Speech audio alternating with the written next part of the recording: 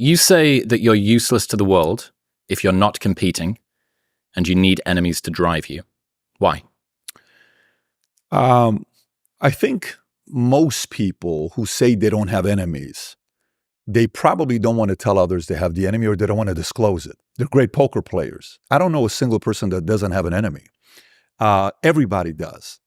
We're very good at concealing our insecurities, our emotions, our fears, our wildest desires, our enemies or comments that rub us the wrong way, that wire us. We are very good actors, incredible actors, right? Now, if you have a long time of talking to somebody and you kind of watch them closely, and the more they talk, and then eventually you're going to find some leaks. You're like, oh, I just found one right there. Boom, I found one contradiction right there. Boom, I found one. And you're like, okay, interesting. We all have a little bit of that. But I do think that when you study the people that do something very big, I'm not talking about small, I'm talking really, really big. We're talking about some interesting people today. You and I have somebody we both respect a lot, Robert Greene, his books. I'm sure you love his books. I love his books. 33 Strategies of War. I couldn't put it down for 2 years straight. I listened to that book every day in my car, straight, every day. It was on repeat for 2 years straight. Why though? Because I innocently got into sales, and I had a good time in sales and business after I got out of the military. And I wanted to be a bodybuilder, and then I realized I'm 6'4". It's not going to work for bodybuilding to win Mr. Olympia because everybody is 5'8", 5'9", 5'10", maybe 5'11", Ronnie Coleman. But the 6'4" days are behind us. Even Lou Ferrigno didn't win at that height. Arnold did. And then when I got into sales and everybody was a fan, then I started competing, still a little bit of fan. But when I started the insurance company and then I started growing market share, really, then a lot of those people that were fans then started undermining. And I said, got it. This is how it works. You can't be this naive. You can't be this innocent. Competition's out there. If you want to kind of go out there and take market share from others and you want to get bigger, you can't expect for people to sit there and like everything you're doing. That's when I realized you got to choose your enemies wisely. People want you to do well. They just don't want you to do better than that. Yes. Yes. Yeah, it's interesting. There's this story of Churchill, and he's showing a young MP around the House of Lords in the UK. This is before World War II. You can imagine that they're wandering through these dusty hallways. Over there's the toilets, and over there's where we have a cigar, and blah, blah, blah, blah. Anyway, they go into the chamber, they go into the House of Lords, right? The difference, actually, the distance between the two front benches is the same distance as a longsword held out at arm's length from both sides, which is a kind of a funny vestige of evidently what they were worried about in the Middle Ages, and they've just continued to update, but they've never changed the distance of the front benches. Anyway, about this young guy who's probably full of testosterone, and he's here with Winston Churchill. You go in and this young MP starts gesticulating at the other side. He keeps referring to them as the enemy. Churchill turns to him and he says, "That's the opposition, dear boy. The enemy's behind you." And I love that story. And the reason that I love that story is that it often reminds us that symbolically we believe that the biggest obstacle we have to overcome is out there. And many times the call is coming from inside of our own house. I think that the worst enemy that many people have is the voice that's inside of their own head. Now, this voice has probably maybe come from the outside world, but we've now internalized it. We have become our own worst enemy in some regards. Yeah. And by the way, that's one of the enemies. That's one of the enemies. And there isn't one. It's the famous Matthew McConaughey speech that he's given. Hey, one guy asked me who's the greatest actor in the world. And he says, hey, I'll tell you. And then you're like, I want to meet the 35-year-old version of me. And hey, when I get to 35, I want to end at 45. It's always looking forward to what that next better version of you is going to be. But at the end of the day, even Alexander, one of his famous quotes is, I have met the enemy, it is I, right? And although that is one element of an enemy, that's great. We need that. Michael had it, Brady had it, Kobe had it, but there's a crazy psychologically, you can call it, psycho competitor that they're constantly in the search of recruiting their next enemy. It's like, life is boring if I don't have my next target. I'm almost, bad for myself if I don't have the next target, the next enemy. And if I choose it the right way, then I'm able to bring out a side of me I've never seen before. What's the function of an enemy? What is the function of an enemy? What is the function of falling in love? Why do you need to fall in love? Why do you need to have a wife? It's enjoyable. It's pleasurable. Okay. It's fulfilling. But what does it do to you, though, when you're in love? You know how they say when a person is in love and they go and test their brains and it's like somebody that's on drugs. You've seen this before. You probably read this before, right? Okay. So, but what's the risk of love? Heartbreak, losing years of maybe you love the wrong person. Maybe they don't love you in return as much as you love them. Maybe you're going to give more than they're going to give you. Maybe a betrayal. Maybe it's an act. Maybe it's just good for the season. Maybe they're going to change their minds if they really find out what you're all. There's a lot of risk to love. But why do we love? It's a very unique relationship. That risk is exhilarating. It's exciting. Maintaining it, it's a lot of work. It's not easy.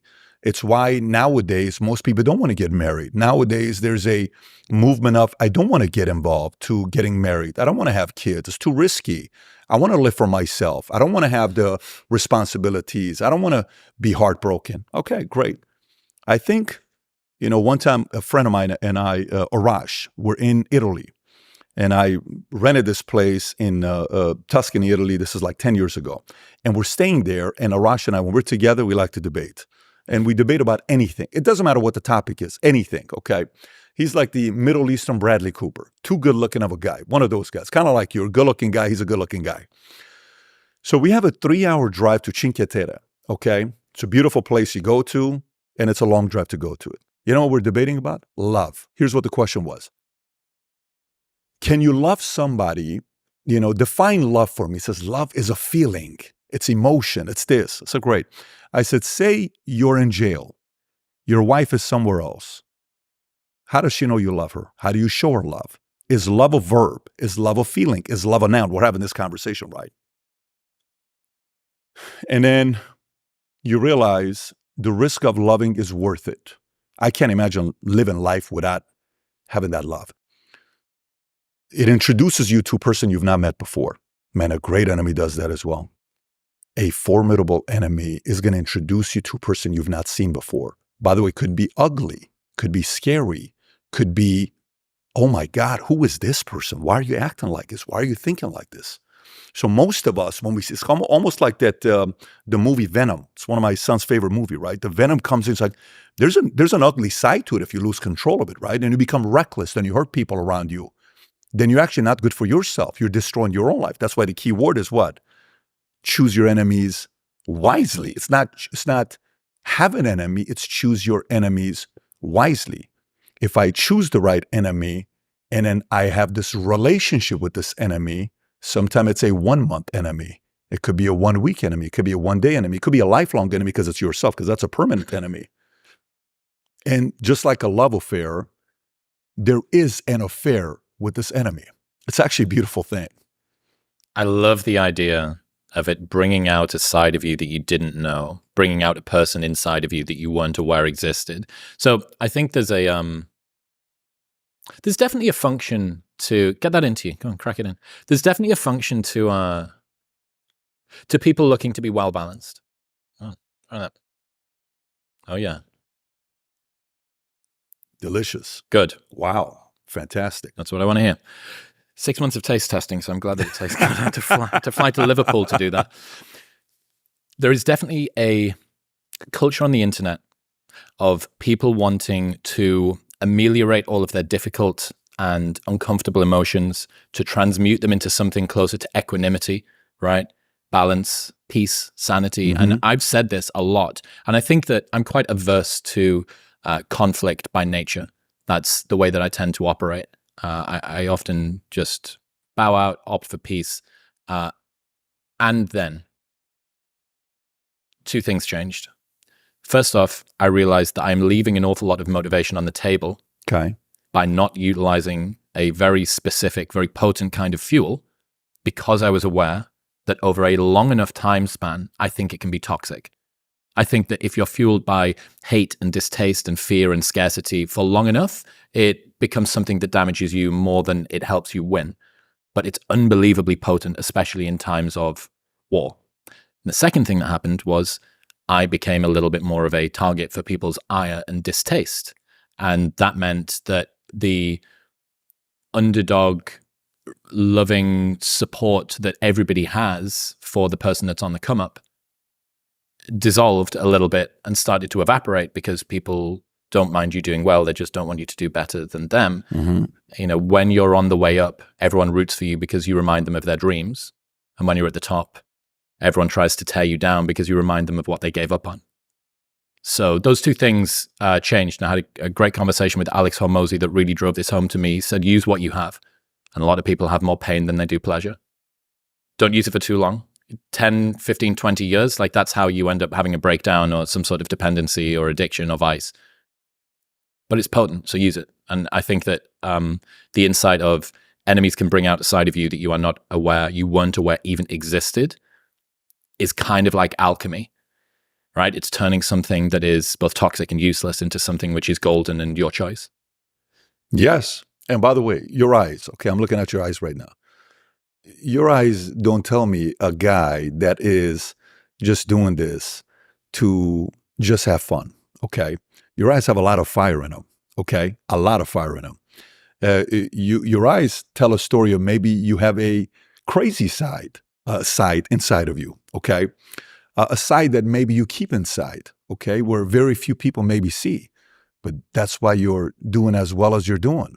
I walk into this place, I do a lot of podcasts. I walk into this place, I walk in, I'm like, Sam, where are we? He says, honestly, I don't know, but I think we're at the right place. We walk in and I see why you do what you do and the amount of time and resources and your team putting into hand selecting a different set. We don't do that. So what does that tell me? You're maniacal, you're detail oriented, you're moving up right now on the podcast across the board, competing with everybody. You have a vision. Maybe some of it we know. Probably all of it we don't know. Okay, some of it's kept you, even the smiles telling the story right now. You're a perfect example of this, right? If you and I sit down, we get the benefit. Like, I don't know if you read Elon Musk's recent book or not. Walter Isaacson. Not yet. No, I've heard from every single person that's even glanced at the blurb that you need to read it. You need to read it. You're going to flip out. You're going to love it. You'll appreciate it for a guy that's wired like you. We get to judge Elon from the outside, okay? Why would somebody... You sell a company for $180 million. You take $100 million, you put it in a solar, whatever. You take 70 in Tesla, you put 10 in, another company, vice versa, whatever the structure. No, you put 100 million in SpaceX, 70 million in Tesla, and 10 million, you put it in solar. Then you're a billionaire. Then you want to do what? You want to go to the next thing? Then boring company. Then you got Twitter. What for? And then you read a story in the book about his father, on how his father was. Are you kidding me? Oh, I mean, some of the biggest people that we read about, we watch movies about, it's one of their two parents that did something to them. I'm with Tom Brady a month ago. We have him at the event. And the formula I see with a lot of people that do something big is three things. One, at one point in their lives, they experience unconditional love because you need it. It's fuel. You have to have it. Even if it's just from one person, okay? Unconditional love means what? You screwed up. You went to jail. You got a DUI. You got kicked out of school. You got expelled. Everybody ousted you and said you're a nobody. You're not going to amount to anything. You're a loser. You're this. But that mother there always said, honey, I love you. You can do anything to lose this one person's love. One person. That's all you need. You don't need 50 of them. Just one. Unconditional love. Number two is you need somebody who brought unbelievable pain in your life that you loved. This is a person you and I loved, that they destroyed our heart. We couldn't do anything to gain love from this person. Nothing. Perform, tell them we love them, go above and beyond, give them money, buy them gifts, give them incredible experiences, become buff, have a six-pack, drive a Ferrari, have a Lambo, own a penthouse, have a yacht, be best friends with the best athletes, with billionaires. No matter what you do, this person brought you so much pain, you can never win this person over. It is a battle your entire life, try to win this person over. You're never going to do it. It's not going to happen, but you need that person as well. And you know what the last one is? Obviously, choosing your enemies wisely. You take a person that has those three combination. By the way, very rarely will they ever tell you the entire reason? Very rarely will they fully disclose everything. Some of them will take it to their grave with them. We will never know about it. But for someone to have the kind of a fire that goes years beyond 99% of people would have stopped, what's the reason for it? What else do you need? How many more accolades? How many more tens of millions of dollars? How many more cars? How many more houses? How many more top charts on podcasts? Number one, this. What's the reason for it? You know, again, we're not talking about everybody. Most people will listen to this whole concept of choose your enemies wisely and they'll say, that's hate. What a miserable life. What a this, what a that. No, most people chose the wrong enemies. The enemies they've chosen is about being entitled, is about being victims, about feeling sorry for themselves, and it's destroyed them. It's stolen years away from their lives. So yeah, the way you're describing what you're saying, you know, you'll typically see a pattern with those three things of people who do something big. They experience those three. And unfortunately, the reason why I like Musk's book is when you read it, you see the pattern with all three. Unconditional love, Mom and Kimball, his brother. Unconditional pain, father.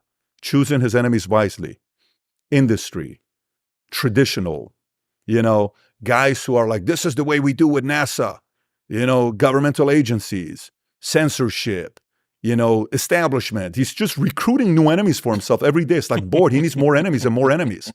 But guess who's talking about him around the world?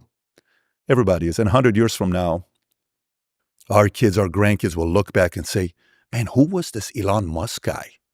Unfortunately, we're not going to be around to talk about who it was, how we viewed him, but they're going to be watching plenty of documentaries and movies about a guy like that because he chose his enemies wisely.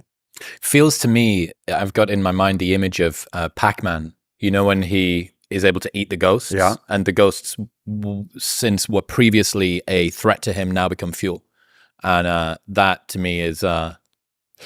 I learned the three most common traits of elite performers, and it was a crippling sense of insufficiency, a superiority complex, and maniacal focus. Yeah. And I think that those three things map onto what you were just talking about there. Have you read this book? I've read the first half. Just so you know, that part from your podcast is in the book. You're in the book. Did you know this or no? No. Your podcast is in the book. Those three really? things you just talked about. Okay. It's in the book. Hell yeah. Yeah, hell yeah. So those three things, right? I'm scared that I'm not enough. I believe that I can do more. Yep. I have the impulse control to be able to keep me focused and keep me moving forward. What would you say to the people that say, what you're describing sounds an awful lot like a competitor? Okay. Yeah. What's the difference between a competitor and an enemy? Yeah, it's not a competitor because to me, so in the last 20 some years, I have worked my tail off to figure out a way of writing a business plan that I can teach others how to write a business plan. So when you go buy books on business plans, it's all boring, technical. It's for a Fortune 500 company or somebody that wants to go raise capital, and it's so complex and dense. You will not think about a business planning book that you're going to walk away saying, here's how I can write a business plan that's simple, that I can look at it over and over and over again. Great, I'm good to go, right? There isn't something like that out there. This is supposed to be a business planning book that turned into an enemy's book. So when I'm talking to the CEO, the publisher of a portfolio, okay, Adrian, and we're going back and forth. We had 5-hour Zooms, 5 1-hour Zooms just on the title. And in many cases, we would sit there for 15 minutes. No one's talking. Who wanted what? Who won what? Who wanted what? So they wanted to figure out a title that was a straight up title. Like, it's like, well, how to think and grow rich, how to just a very much of a business Build planning, being the title. Yeah, exactly. yeah. Something like that. And then eventually I'm selling Adrian. I'm saying, but that's not what it is. This is much deeper than that. It has to do with enemies. And eventually on the 5th time of choosing the title, guess who finally says the title of the book has to be Choose Your Enemies Wisely? Adrian does, from Portfolio. And I said, that's the title. You won. It was a battle of attrition. It was a battle of attrition. We put a few hundred of them, right? But it's an interesting concept when you're saying competition. Yep. To me, the 12 building blocks that I talk about in this book, we have different categories because one side of the building block has to do with emotion. The other side of the building block has to do with logic. And you read this when you were going through the book. So on the emotion side, it's going to move us. So for example, what skill sets do I need to learn? Well, I need to learn how to do a podcast, how to ask questions, how to do research. You told a Churchill story at the beginning with the sword, the size. And hey, your enemies are not ahead of you, they're behind you. Okay, you have to go find that story. That's content, right? Okay, so that means you're constantly reading. Why is this guy so good at what he does with content? Okay, he's very detailed. Look at the lighting. Look how he does it. Look at his sets. He's intentional. He's not winging it. Everything you're doing, for the most part, 95% of it can be replicated by somebody else. But the 5% is your wit, is your interest, is the curiosity. Either the person has it or they don't have it, right? Okay. So yes, I can pick up those skills, but do I have your willpower? That's emotional. Yes, I can go study the competition. Let me see the top podcasters out there, what they're doing. What is the category for politics, for business, for sports, for comedy? Yes, but enemy's bigger. Study competition all you want. But enemy is a completely different criteria that you're talking about. You can have all the money in the world. Fantastic. That's finances. That's money. You can go raise money. There's plenty of companies that raise money. Quibi a few years ago raised $2.3 billion. From who? All the big money guys. Everybody gave Quibi money. What happened to them? Katzenberg, Meg Whitman, everybody behind it went out of business. In 1962 was a super savings center, which is the year where Target came out, Walmart came out, and Costco came out, all the same year. 1962, okay?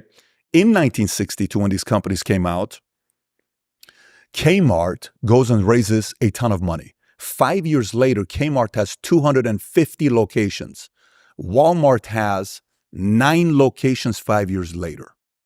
Kmart. On a leaders bulletin within 5 years, guess who's winning? Kmart's dominating. All logical, all numbers, spreadsheet, et cetera, et cetera. You couldn't tell me the founder of Kmart who he is.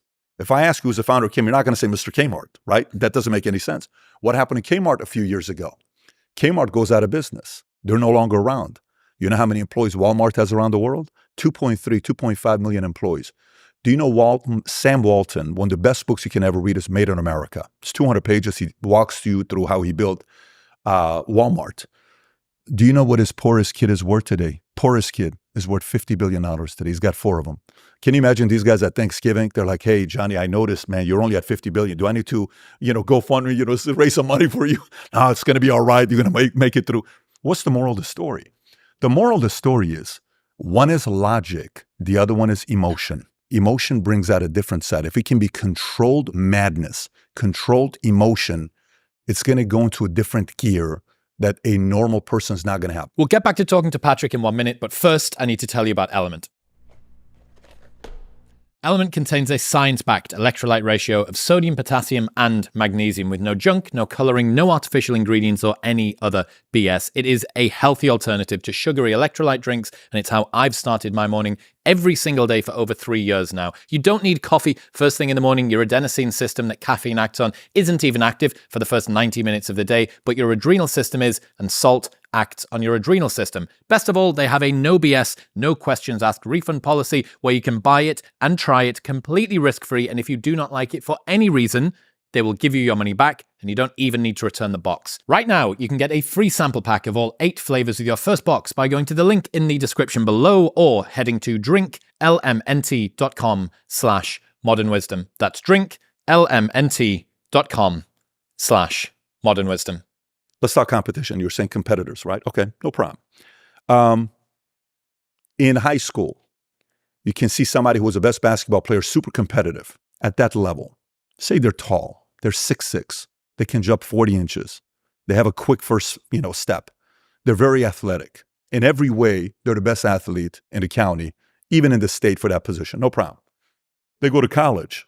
They can compete, but maybe they're coming off the bench, averaging 7.2 points a game, 3 rebounds, 2 assists. No problem. They may not make it to the NBA, but let's just say he makes it to the NBA, plays a year, 2 years, then he goes to Puerto Rico, then he goes to Spain, then he plays in Turkey, then he plays in China. 10 years later, never comes back to the NBA. He's out. Now he's an assistant coach in Puerto Rico or somewhere else. Then there's a guy that comes to the NBA. He competes. He's talented. He shows into work. He's a very good worker, stable guy, doesn't do the drugs, doesn't do the alcohol. He hooks up with a lot of girls, but he doesn't get in the way. He doesn't respect, he respects his teammates' wives. He doesn't do anything. He plays for 15 years, makes $200 million. Good for him. Then you have the psycho competitor who counts the 55 kids ahead of him that were chosen as the best high school basketball player and he's ranked number 56. And one by one, he targets every one of them until he takes them out. His name is Kobe Bryant. Then you have Michael Jordan in 1984, where the number 1 draft pick is Hakeem Olajuwon. Fair, good selection for the Rockets. Number 2 is Sam Bowie. I think Portland picks him up or Seattle picks him up. Number 3 is Michael Jordan. You pick me number 3? Yes. What happens with Michael? See, these guys, Michael was never the highest paid guy in the NBA. The only time Michael was the highest paid guy in the NBA was the last year, made $30 million. Scottie Pippen made more money in the NBA than Michael Jordan ever made. Michael Jordan today is worth $3 billion. Scottie Pippen is not. What's the difference? It's a very different mindset. Scottie's a competitor, but he's not at Michael's level. By the way, it's very easy to criticize a guy like you who wants to compete. And maybe internally you don't want to compete. You want to dominate. Maybe internally you want to show everybody, no, I'm going to be number 1. Let's just say within, because professionally you want to do this. Totally cool. But there's a lot of other competitors out there that have good podcasts and they're doing a good job. It's just a different mindset when you have that enemy. By the way, very rarely will those guys ever truly, again, reveal their top driver and the top enemy. Why? Because it's an element of insecurity. Yeah, it's a signal of low status. It is. And it's also, I don't want to give the other person credit. Power. Yeah. I don't want to give that other person more power than the person thinks they have. You don't have power. Oh, because somebody may be like, oh, I'm your enemy. I control you. Exactly. Well, when it's a part of the come up story, it's romantic, right? It's grassroots. It's what's keeping you going. Look at how I was mistreated by my first high school coach. They didn't see the time. I'm going to prove it to them. That's a beautiful origin story. Age 20. Age 45, that just sounds like someone who can't get the chip off his shoulder. Yeah. So, yeah, I think it's interesting how the tools that got you here aren't the ones that will get you there. And how the strategy, this is again one of the reasons why continuing to rely on resentment and bitterness and the chip on your shoulder and enemies for too long becomes a very toxic fuel. And it's also, importantly, optics are very, very important. It's a signal of low status. Okay, I don't disagree, but you brought up a story of Churchill, right? Okay. The world is weeks away from all speaking German. Okay, if we lose the war and the guy wins, no problem. Chamberlain cannot hold it together. And the story about how the only way Churchill said he was going to come back is for Chamberlain to come and beg him. The only way. Does it sound like something Churchill would do, by the way? Absolutely. Yeah. Churchill sat there and said, okay, he has to come and ask me, because Chamberlain sent other people. He said, no. Only one person has to come look at me face to face and say, you can do a job I can't do. Come back and help us. Think about that. Now, visualize that scene. We can see it in a movie or we can read in a book. And by the way, say 50% of it is true. The other 50% is true, right? The other 50% is a lie, and it's like build up mythical over generations, right? I believe that Churchill would want to hear it from a Chamberlain. Have you heard of Churchill's Ministry of Ungentlemanly Warfare? No. So this is a phenomenal book that everybody can go and read. Before the Second World War, it was considered ungentlemanly to use guerrilla-style tactics. And in fact, one of the British politicians said something to the effect of, if this is what it takes to win the war, I am prepared to lose. The Brits saw anything shy of gentlemanly conduct in war as a loss, even if it resulted in a win. And Churchill came in and changed that. He was the one that changed that culture. So he puts together this crack squad of eccentric weirdos. One guy invents the limpet mine, right, which you can descend to depths and then it'll attach using magnets and it'll blow things up. Another group developed what is the predecessor to the SAS. Another group are working on disguises and guerrilla tactics to disrupt infrastructure as the German advance is trying to move forward. So yeah, Churchill was prepared to play dirty. But, you look at the tactics that were used, they only came about because of one man who legitimated it. And he said, we will do whatever it takes to win. Now, here's the thing. When you hear a story like that, Somebody may say, well, what a cold-blooded bastard. Oh my God. No wonder people hate him. No wonder he is who he is, where many presidents moved the bust of Churchill in the White House away and said, take this out so I don't represent what he represents. Everybody acts all hard, right?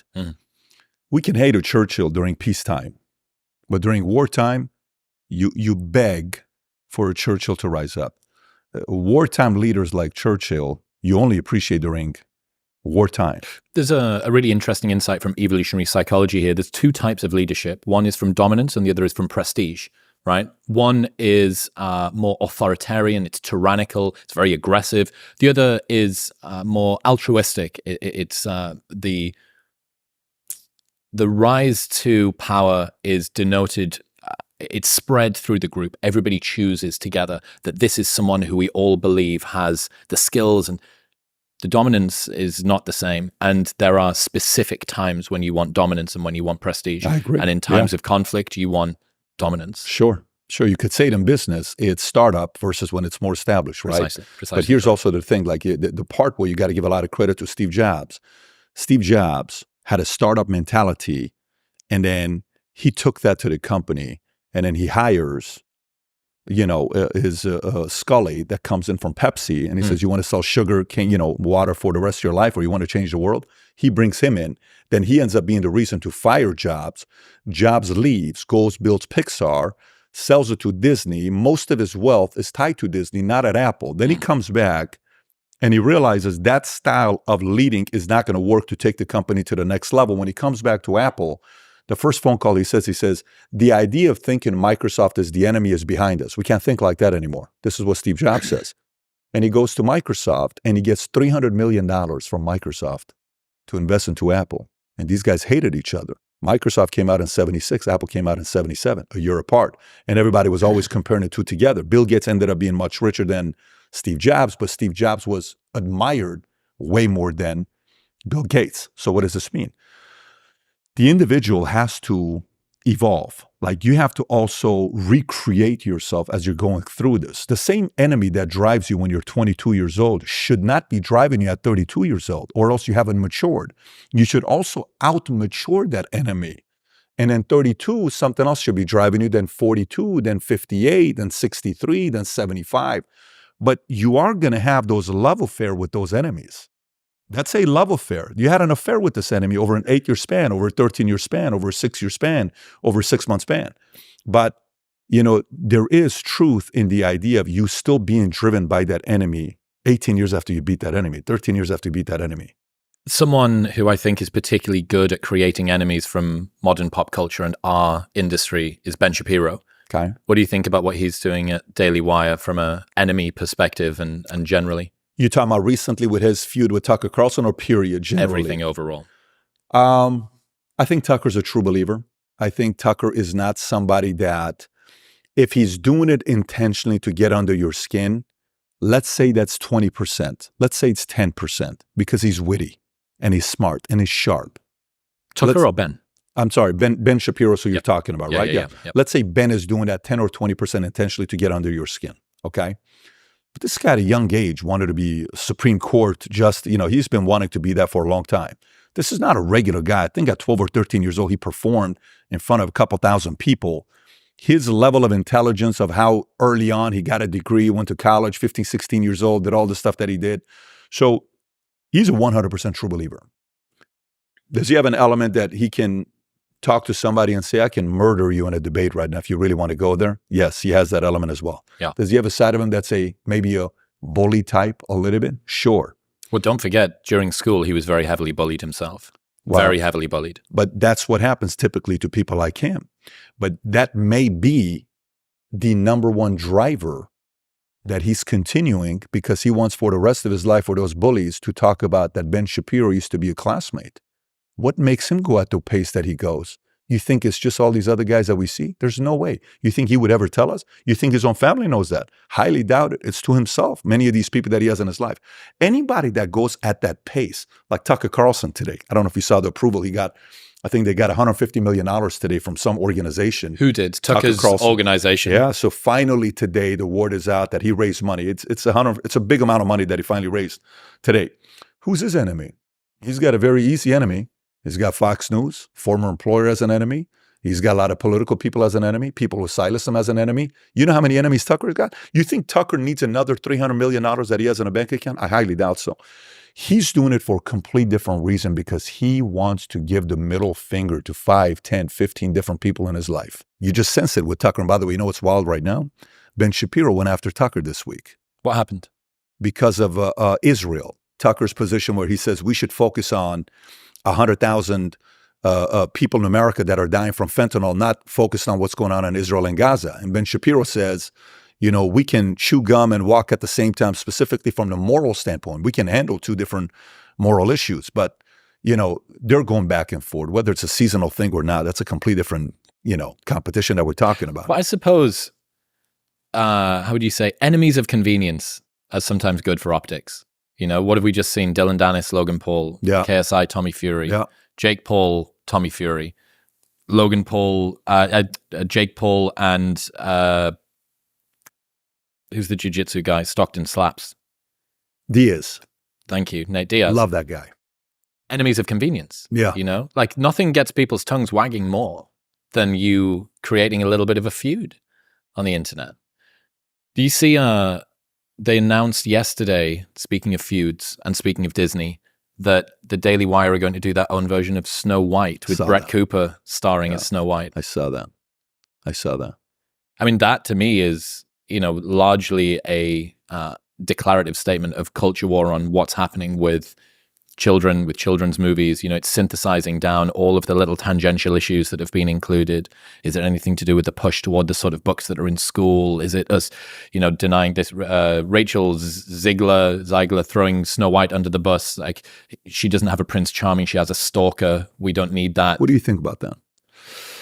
I think that it is a very dangerous lesson to teach young girls that boys that show interest in them are dangerous and to be avoided. I think it makes for a generation of fragile, narcissistic, fearful young girls that I wouldn't want as a daughter and that I don't want as a mother. You know what a perfect example that is? The movement of feminism is the ultimate example of not choosing your enemies wisely. You chose men as being the enemy. 40 years later, 50 years later, you're 65 years old, single, not married, no kids. You're living in an apartment or a condo with a dog or a cat. That's all you ever talk about. And you're lonely and you're sitting there saying, I was wrong. Men are not the enemy. But guess what? That movement stole 50 years of your life. You know how painful that is? What she's doing right now with the messaging she's given and then getting out there and saying, well, I don't want to be able to have to do this. No, you know, it's not necessarily going to be that way nowadays. You know, women don't need that anymore. It's a completely different era right now we're talking about. And to do this at 100-year anniversary of Disney? Yeah. Really? With what Walt and many of us, I remember living in Iran watching Disney cartoons translated in Farsi, literally in Farsi. It's very weird when you watch it in Farsi because the language is a rough language. You know, you watch Pinocchio in Farsi, it's not as appealing, right? But we grew up with this stuff. You know, we grew up with watching these cartoons. To see that taking place is, if you ask me, it's absolutely pathetic. But you're seeing how many back-to-back flops Disney has right now. Yeah. And it's not a good look. By the way, the buyers who want to buy Disney, they're loving this. Apple's one of the most qualified buyers. They hope Disney makes 5 more flops.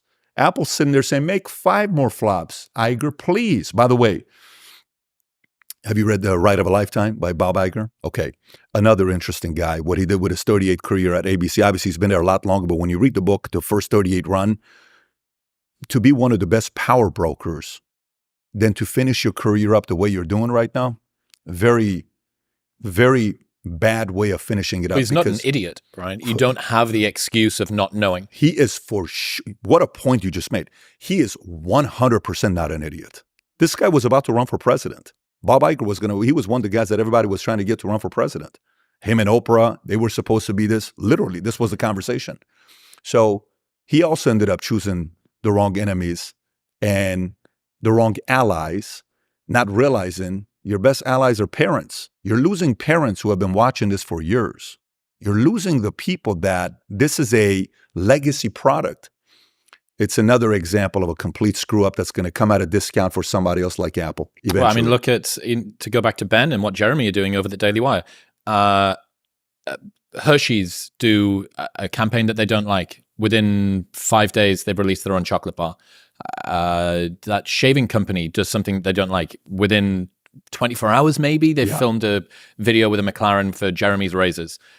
They don't like the way that fantastic commercial, by the way. Well done. Jeremy's got skills. I listened to him and Shapiro talking about the fact that originally Jeremy was the talent, and Ben was the money man and the data guy behind the scenes. Do you know Zach Levi? I think his name is Zach Levi, the actor who played what is the movie, the superhero for kid movies. What is the guy's name? Ben 10. What is it? Ben 10. No, it's a recent movie. You're the one with 4 kids. Yeah. Trust me, I've seen this movie a couple times. He played Kurt Warner, a recent movie that came out, The American Underdog. He played Kurt Warner. Him and Jeremy used to have a production company apparently 10, 15 years ago. And Zach ended up being a big-time actor in Hollywood, doing very good for himself. And by the way, Jeremy is another great example of a guy that's got enemies. Just look at his eyes. When you hear Jeremy speak, you see the fire. He's built for enemies. He's got enemies, and he wants to take those enemies out. But that's why I thought the Daily Wire was an illustrative example, because they are, as far as I can see, largely a company built on identifying enemies. You know, they're very much in opposition to ideas that they don't like, to movements they don't like, to people that they don't like. And yeah, man, I mean, you have to be built for that. You really, really do need to be built for it. And it certainly seems to me that what Ben and what Jeremy are doing over there is purpose-built to be the anti this, the anti that. And a lot of the time it's new movements that they don't agree with. The market's going to prove if the concept is going to work or not, and if it can sustain. Because if it's a built to sell concept, they're going to succeed. But can somebody else come and pick up that concept and continue with that with the same level of fire?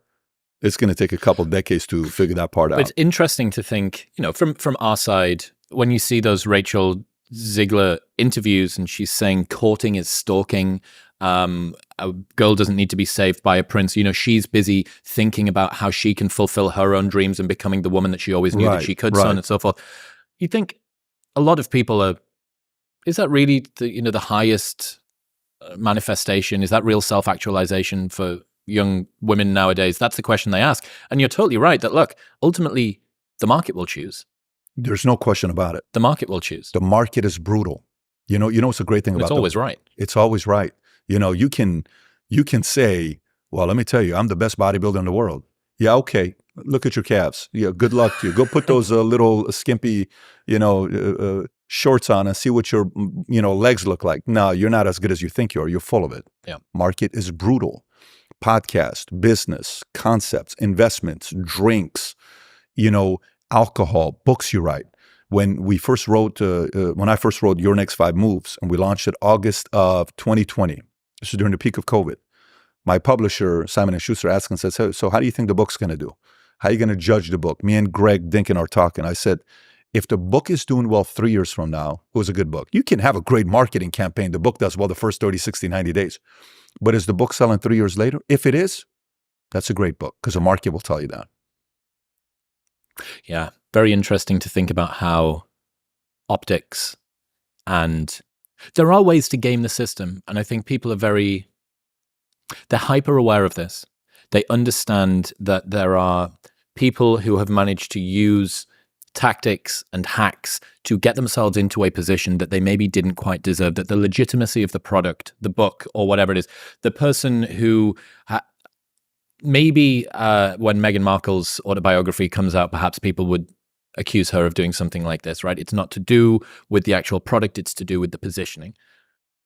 And sometimes that does work. But ultimately, form is temporary and class is permanent. Naval's got this great quote where he says, karma is just people repeating their beliefs, actions, and behaviors until they finally get what they deserve. You just roll the dice. You keep rolling the dice, right? Every single time, every single thing you do, the way that you interact with the Uber driver, the way that you pay or don't pay the bill or invoice that you've got, every tiny little thing, each time is an opportunity for your true nature to come out. And people just keep on rolling the dice.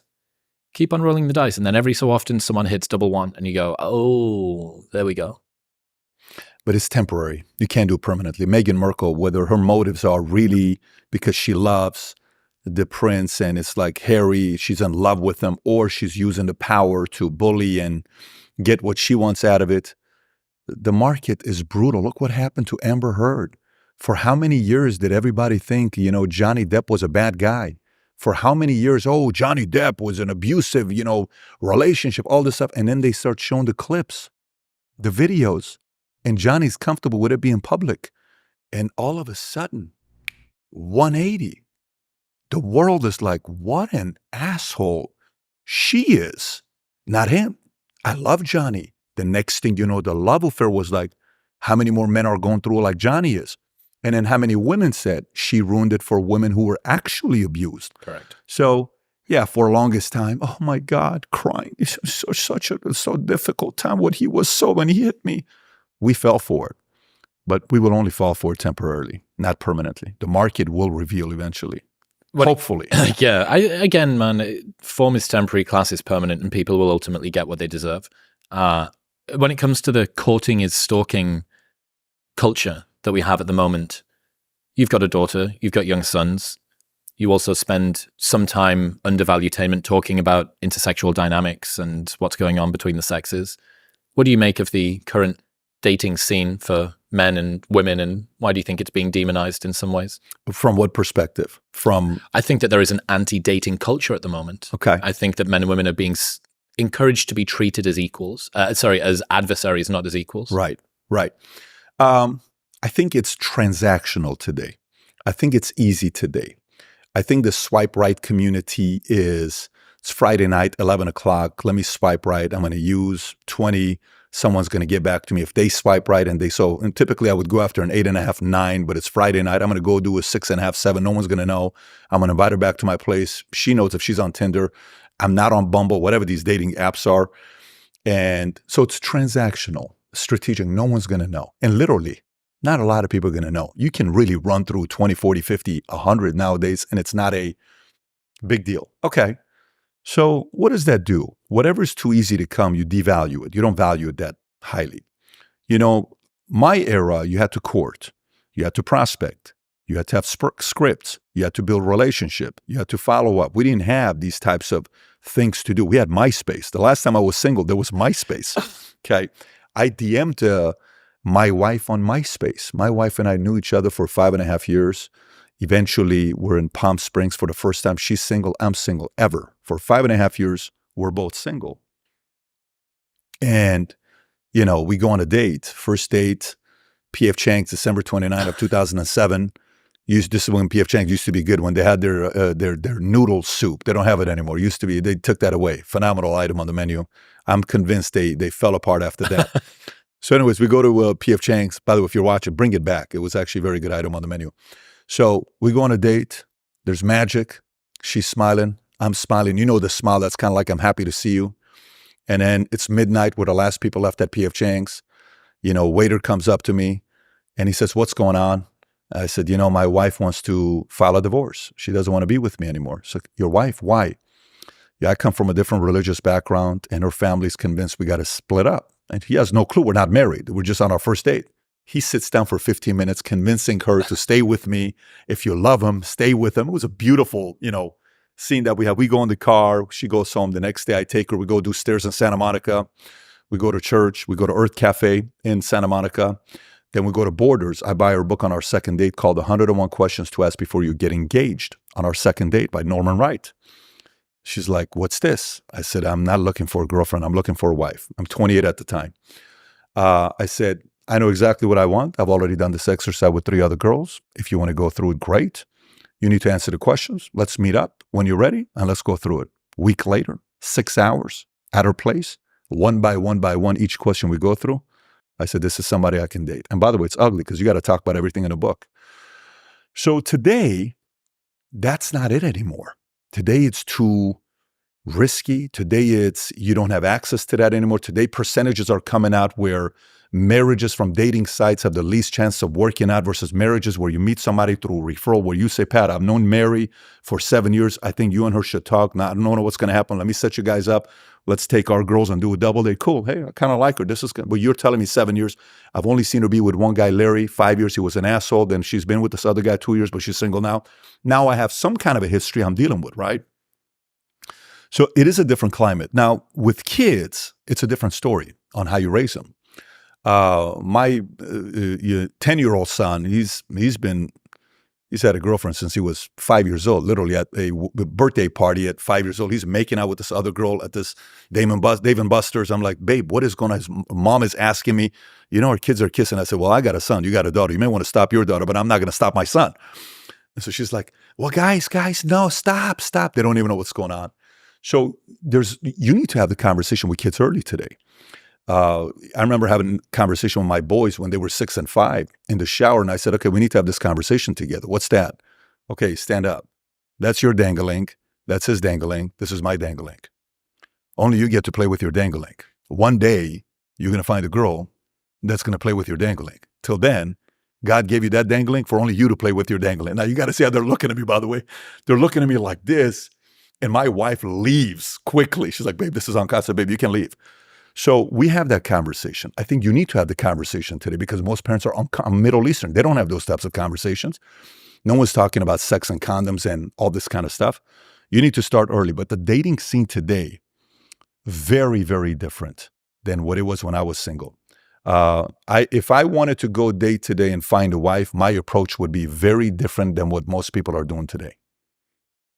Very different. We'll get back to talking to Patrick in 1 minute, but first I need to tell you about Shopify. Shopify is the e-commerce platform revolutionizing businesses all over the world. Whether you're a garage entrepreneur or IPO ready, Shopify is the only tool that you need to start, run, and grow your business online without the hassle. Shopify powers 10% of all e-commerce in the United States, and if they are good enough for huge brands like Gymshark, they are good enough for you too. Shopify puts you in control of every sales channel, so whether you're selling satin sheets from Shopify's in-person POS system or offering organic olive oil on Shopify's all-in-one e-commerce platform, they've got you covered. And once you've reached your audience, Shopify has the internet's best converting checkout to help you turn browsers into buyers. If you are someone who is looking to start a business online, Shopify is the only place to go. They are a one-stop shop to create your business. So if you're looking to take your business to the next level, you can sign up for a $1 per month trial period right now by going to the link in the description below or heading to shopify.com/modernwisdom in all lowercase. That's shopify.com/modernwisdom. You say to be impressed by the right things,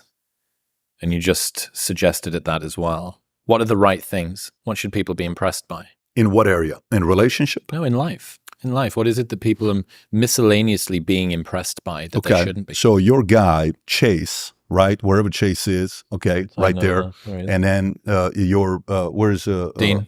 Dean, where's Dean? Dean is in the back. Yeah. Okay. You're telling me about Dean and what Dean does. He's been with you 2 years, 3 years. What, 6 you said years. 2,500 episodes and how many? 700 episodes, 2,500 videos. 2,500 videos, 700 episodes. Yeah. Okay. What does that say about you? A lot. Okay. If somebody works with you for 6 years, what are they going to learn about you? Your temper, your expectation. Hey, boys, are we ready? This is all standard and expectation that you have. That is a reflection of he likes working with you. Why does he like working with you? I don't know, but you do something right for him to want to work with you. And then you told me what you're doing with him, structure, that's private stuff that you told me. So you watch people, you watch values, principles, you watch how they treat people, you watch how people treat them, you watch how people respond to them, you watch how they are with powerful people, you watch how they are with regular, average, day-to-day people. You look for that. Today, it's not the cars, the Lambos, the Ferraris, the houses, all that stuff. By the way, I'm a capitalist, and I love all that stuff. But I like that stuff because different reasons. I enjoy the game. I'm a kid. I'm turning 45 tomorrow. I'm 44 today for the last day. Tomorrow I'll be 45. But there's an element of childlike stuff that brings out the 14-year-old kid. When I look at a baseball card, I'm a kid when I look at a baseball card. The average person's like, who cares about baseball cards? That's a different element. But The relationships, the way they treat people, values and principles, what they value, you look for those types of things. And eventually enough will be revealed the more you pay attention. That's one of the byproducts, I think, that is dangerous sometimes of people who play the game, that they get captured by the game and they forget that it is a game. And they see the game as reality. They don't realize that there is something which is supposed to be deeper, which is hidden below the surface. So I did Rogan's show last year, and I listened back to the episode. He said something on it that I really wanted to dig into. And he listened back. I listened back and pulled this really, really powerful insight for me. It was one of the most powerful things I learned last year. And he said, just because something is hard to obtain does not mean that it is valuable. Just because something is hard to obtain doesn't mean it's valuable. Correct. Yeah. Just because it's difficult to get doesn't mean that it's valuable. Look at the car he's driving. Look at the watch he's wearing. Look at the girl he's with. These things were hard to obtain, so you presumed that they were valuable, but you didn't realize that what's genuinely valuable are friendships and relationships and a comfort and a confidence in yourself and peace of mind and sanity and being able to positively impact the people around you. So it got me thinking. I've been really sort of reflecting on this over the last year. And I did some research into the history of the pineapple. So 1492, Christopher Columbus lands on the island of Guadalupe. And for the first time ever, a Westerner sees a pineapple, right? And you look at it and it's kind of a royal fruit. It's got this stupid crown on its head. And he writes in his journal, he describes the taste of a pineapple. If you'd never had a pineapple before, it'd blow your head off. You know, if you haven't got processed foods. Oh, I remember the first time I had a pineapple. So sweet. Yes. It's insane. Of course. Anyway, they take a shipload, literally, back to the Prince of Spain, Prince Aragon II. Take this entire shipload back. One of them makes it that isn't rotten. And the prince is allowed to eat it. And again, it almost gets this sort of mythical quality to it, the pineapple. Very quickly, the British, quite rightly so, they start to see it as this symbol of opulence, right? They see it as this symbol of wealth. So they would parade pineapples around at dinner on a platter, and they would use them over and over and over again. You could rent a pineapple, right, for the evening. This is the sort of house in which you might be able to see a pineapple, right? Castles had pineapple statues on the top of them. There would be fountains with pineapples at the front of someone's estate. All of this occurred because of the scarcity of a pineapple. It was £8,000 to get one pineapple. Wow. Right? That was the equivalent back then. £8,000. It was a symbol of privilege and opulence and wealth. And what it meant was that people really looked up to this one object. Then the French, a couple of hundred years later, they invent greenhouses. And that allows us to grow tropical fruits at higher climates, higher latitudes. Price drops. And guess what? No one starts parading the pineapple around anymore. The scarcity of it was largely determining the value of it. And that story and what I called Rogan's value difficulty conflation, just because something is hard to obtain does not mean that it is valuable. Now, I would argue that a pineapple is valuable no matter how hard or difficult. It's like a dialed fruit no matter how good or how difficult it is to get a hold of. But I really love that insight because I think that it shows how non-valuable but difficult to obtain things get slipped into our desires. I see that particular expensive possession that intrinsically I don't actually care about. Maybe I've never been a watch guy. Maybe I've never been a shoes guy. Maybe I've never been a car guy. But I want it. I want it because it's hard to get. Okay, well, what if there is a quicker route toward fulfillment? What if there is a more direct path? Because there are some people out there for whom keeping up with the Joneses and materialism is an inbuilt part of their life. But I can say as someone that doesn't have that bone in my body particularly, that for me, material possessions, they don't make a massive difference to my quality of life. I like nice things. I like to fly business. I like a nice house and blah, blah, blah. But there's people who are tuned into that, right? Maybe it's their upbringing, their genetic predisposition, whatever. But I think that people should be very cautious. Why is it that I'm chasing this thing? Am I chasing this thing because it's something which is valuable? Or am I chasing it simply because it's something that's difficult to get? Yeah, that's by the way, very good story and a great quote. I remember in Iran, pineapple is ananas. That's how we say it. We say ananas. Mm-hmm. And anybody in Iran who had pineapple, you were rich. Two things, pineapple and banana in Iran. Okay. Only rich people have pineapple. Two good fruits. Yeah, two good fruits. And then I go to Germany and bananas are everywhere. But the first time I had pineapple, I had it in the States. I couldn't believe we were having pineapple. I thought we were rich when we had pineapple. I said, Mom, are we finally We rich made here? We made it. We retired on a We pineapple. retired. Yeah, it was ananas. And I remember I was in ninth grade. First time ever, we went and ate at Sizzlers. I thought we had made it. I'm like, guys, you will not believe what restaurant. I don't know if you know Sizzlers, but Sizzlers in the U.S. is not a fancy restaurant. I thought we made it because we ate at Sizzlers. Yeah, I used to think, and, this whole concept of people who are too much about fancy things. It's kind of like, well, look at this guy. All he cares about is money. All he cares about is fancy things. All he cares about is these cars and life with the rich and famous and all this other stuff. Eventually, I realized not everybody is driven by the same thing. All I care about, that's something that drives you, okay? My oldest son could care less. You know what he wants for a car? His favorite car? A Jeep. That's his dream car. My daughter says, I want a white Ferrari. Okay. And I said, who do you think is going to buy that for you? Well, Daddy, you're going to buy. I said, I'm not buying you a white Ferrari. You're going to buy yourself a white Ferrari.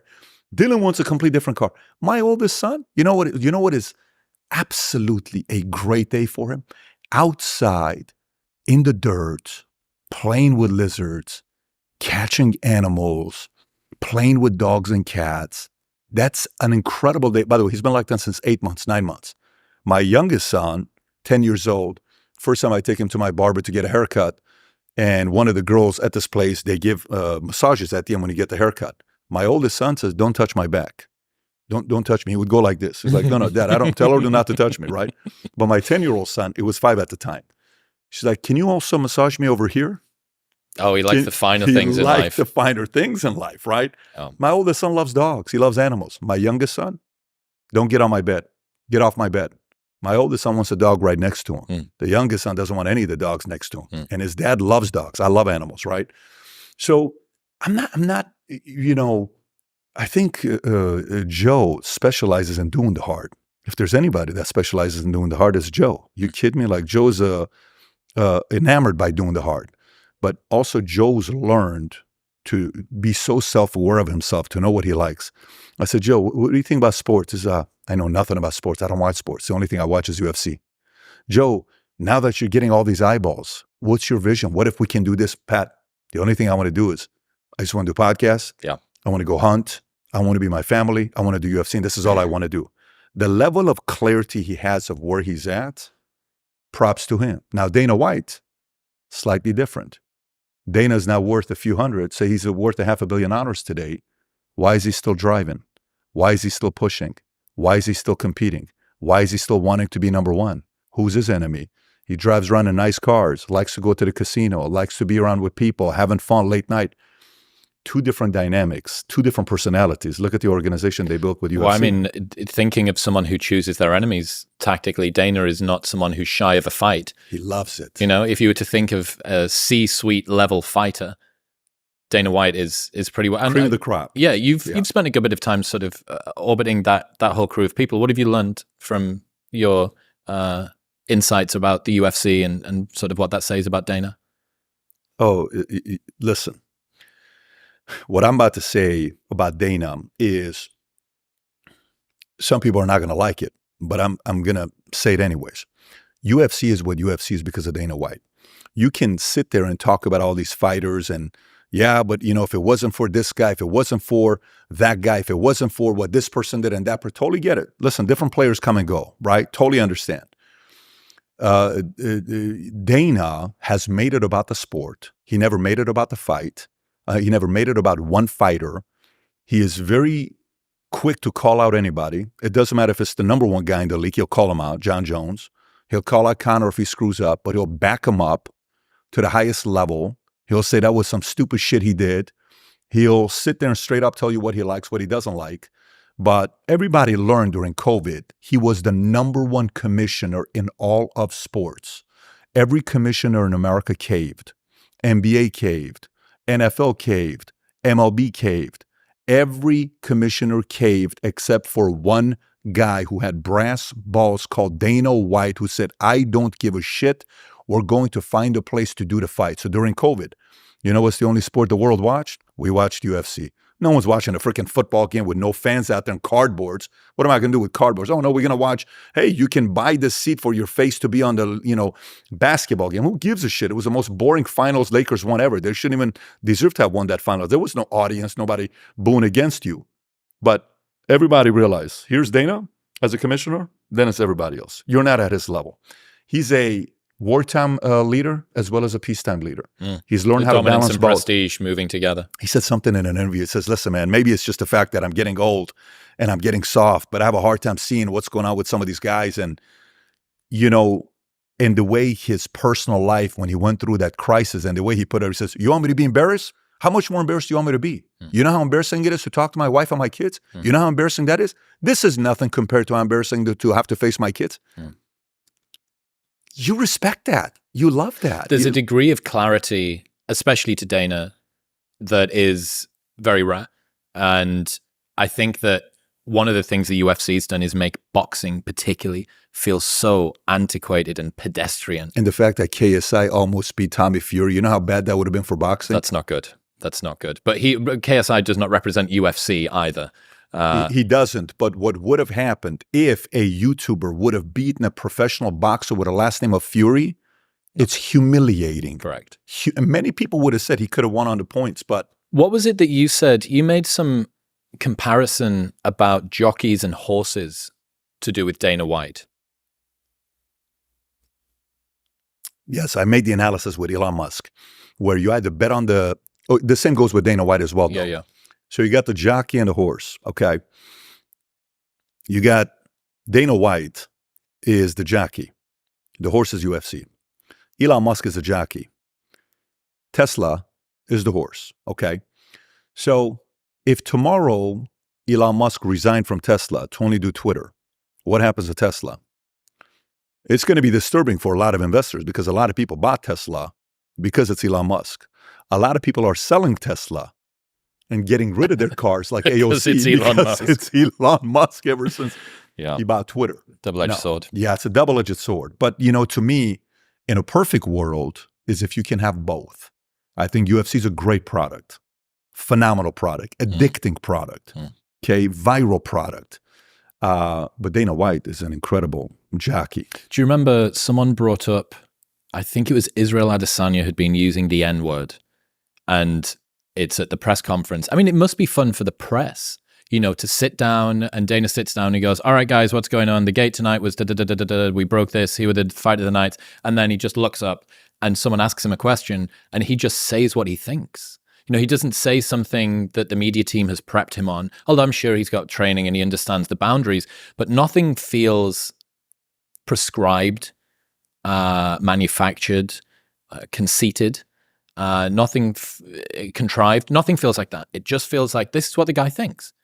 I saw this on the internet. Someone had talked about many organizations and YouTubers at the moment are trying to speed run authenticity, right? They're trying to growth hack relatability. How can I make myself seem more authentic and relatable than I actually am? And obviously, it's kind of a self-defeating prophecy, which is that the only way to be authentic is to be authentic.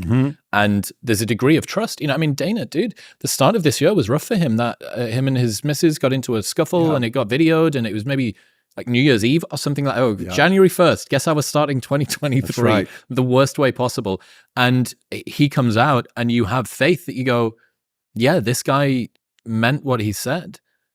I don't think that there's any demons lurking in the closet, because I may regret saying that at some point in future, but I don't think that I'm going to need to, because I just have faith that I'm not Dana White. I don't have stock in Dana White. I'm a good judge of character, and I see in him someone that seems to tell the truth more often than not, and seems to be very open and honest and own his mistakes. And people love that. People really, really like that. So yeah, it makes him incredibly likable. Authenticity at the highest level. That brand is a very authentic brand. He's had his, his enemies. He's had the people that have challenged him and given him a hard time. But Dana, in a past life, could have been a gangster. Maybe he was, but he could have been a gangster. He could have ran a family. That's how Dana is. He could have been. Dana is almost not a mob boss. of a Gambino family or Genovese or Colombo. Dana's more the guy that ran the commission, like a Luciano. That's Dana. And to be that guy, there is no book you can read to be that. You can read 48 Laws of Power 100 times. You can't be that guy. You either are that guy or you're not that guy. Big boss energy. Dana is that guy. Dana's that guy. One of your quotes is, when you're winning, you're not as good as you think you are. When you're losing, you're not as bad as you think you are. What's that mean to you? Both of them lie. Both of them is exaggerated. Both of them are, when you're winning, everybody's telling you how amazing you are. Oh my God, let me tell you, dude, you know what? You're the best. You're amazing. You're just better than that guy, and you're better than this guy. And it always takes me back to that quote of Marcus Aurelius, who had a slave that would sit behind him and always whisper to him, hey, you're just a man. You're just a man. You're just a man. That's right. 40 Laws of Power, right? You're just a man. You're just a man. You're just a man.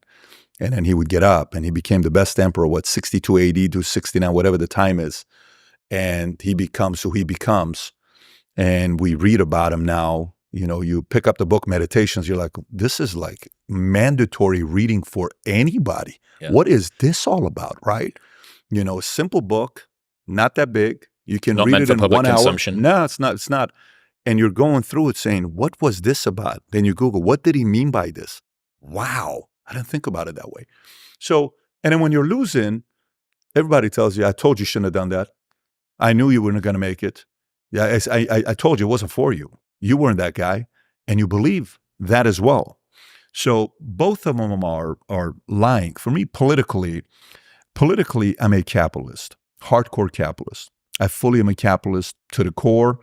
I think the free market will create solutions to problems. I think the free market's going to filter out all the fakers in pharma, in finance, in podcasting, in sports, in real estate, in insurance. It takes 2 decades, but it'll filter people out. It's got zero sympathy for you. It doesn't care to be friend. You can give capitalism as many compliments as you want. He doesn't feel it. He has no emotions. You can't flatter capitalism. All he's interested in is results. Are you good enough? Can you last? Can you recreate yourself? Great. But when it comes onto politics, I want to hear both sides. Okay, I'm a Christian, but I held a podcast 4 weeks ago. I brought 2 Muslims and I brought 2 Christians. And I had them go at it for 2 hours, discussion.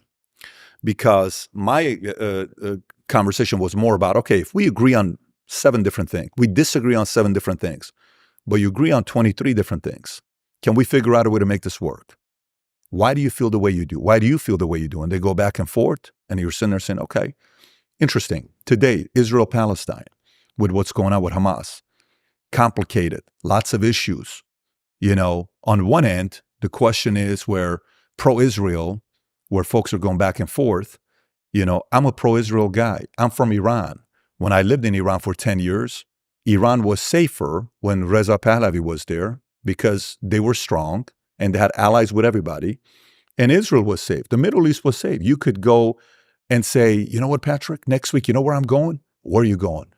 I'm going to Tehran, Iran, because Frank Sinatra is performing there. I'm going to do a podcast with Frank Sinatra. I said, you're doing a podcast with Frank Sinatra in Tehran, Iran? Sick. You would have been able to say that in 76, in 75. So the Middle East was fairly peaceful. Not perfect, but it was peaceful. But at the same time, you got to ask the question, how did Israel, with the best intelligence, Mossad, not know that for 1 year, Hamas was training for this? How did you not know that they went and built a city similar to the one that you haven't trained on how to break into homes and take hostages? You didn't know that? You really didn't know that. And intelligence gave you a report from here, from Egypt, but you didn't know that. It's a fair question to ask. But when you ask that question, guess what people say? What kind of a question is that? This is not the time to ask that question. Do you realize what they're doing to kids? I don't support it. I'm not supporting any of that stuff. Then I got another question, because Palestinians say, that's exactly right. This was intentional by Israel. They know what I ask Palestinians, and they also don't like this question. Here's a question. If you're so peaceful, who knows more about Palestinians? Us, who live in America, or UK, or your neighbor? If you live in a condo, or if you live in a house, and you've been living in this house for 5 years or 10 years, you have a neighbor on this side, you have a neighbor on this side. You know when they do barbecues, you know how much they drink, you know which in-laws comes in, you know the son when he sneaks in the girlfriend at 1 o'clock in the morning, you know the daughter when she sneaks out and changes her skirt and gets into a car with that bad boy and goes out and does what she does and she comes back at 4 o'clock. You know your neighbors. You see all their mess, okay?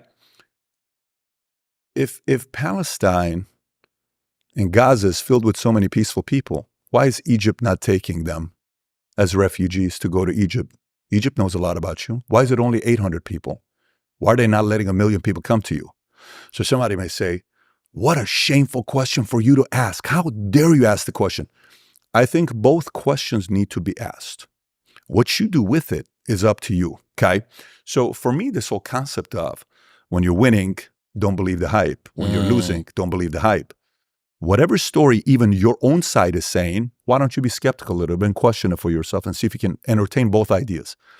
I want to find ways to entertain both ideas as much as possible because I find myself becoming sharper when I do that and I eliminate blind spots. Anytime I'm 100% one side, I have way too many blind spots. We'll get back to talking to Patrick in 1 minute, but first I need to tell you about Fountain Life. Here's a crazy statistic. Nearly 70% of heart attacks occur without any prior symptoms. Simply put, the human body is really good at hiding disease, and this is where Fountain Life comes in. They provide top-of-the-line health snapshots, vetted therapeutics, and a team of longevity physicians so that you can live a longer, healthier, and more vital life. In seemingly healthy adults, Fountain Life's initial results have shown 2% have cancer, 2.5% have a potential ruptured aneurysm looming in their future, and over 14% have a critical life-saving finding. Right now, you can get the exact treatment that I got by going to the link in the description below or heading to fountainlife.com/modernwisdom and using the form on that page to get $500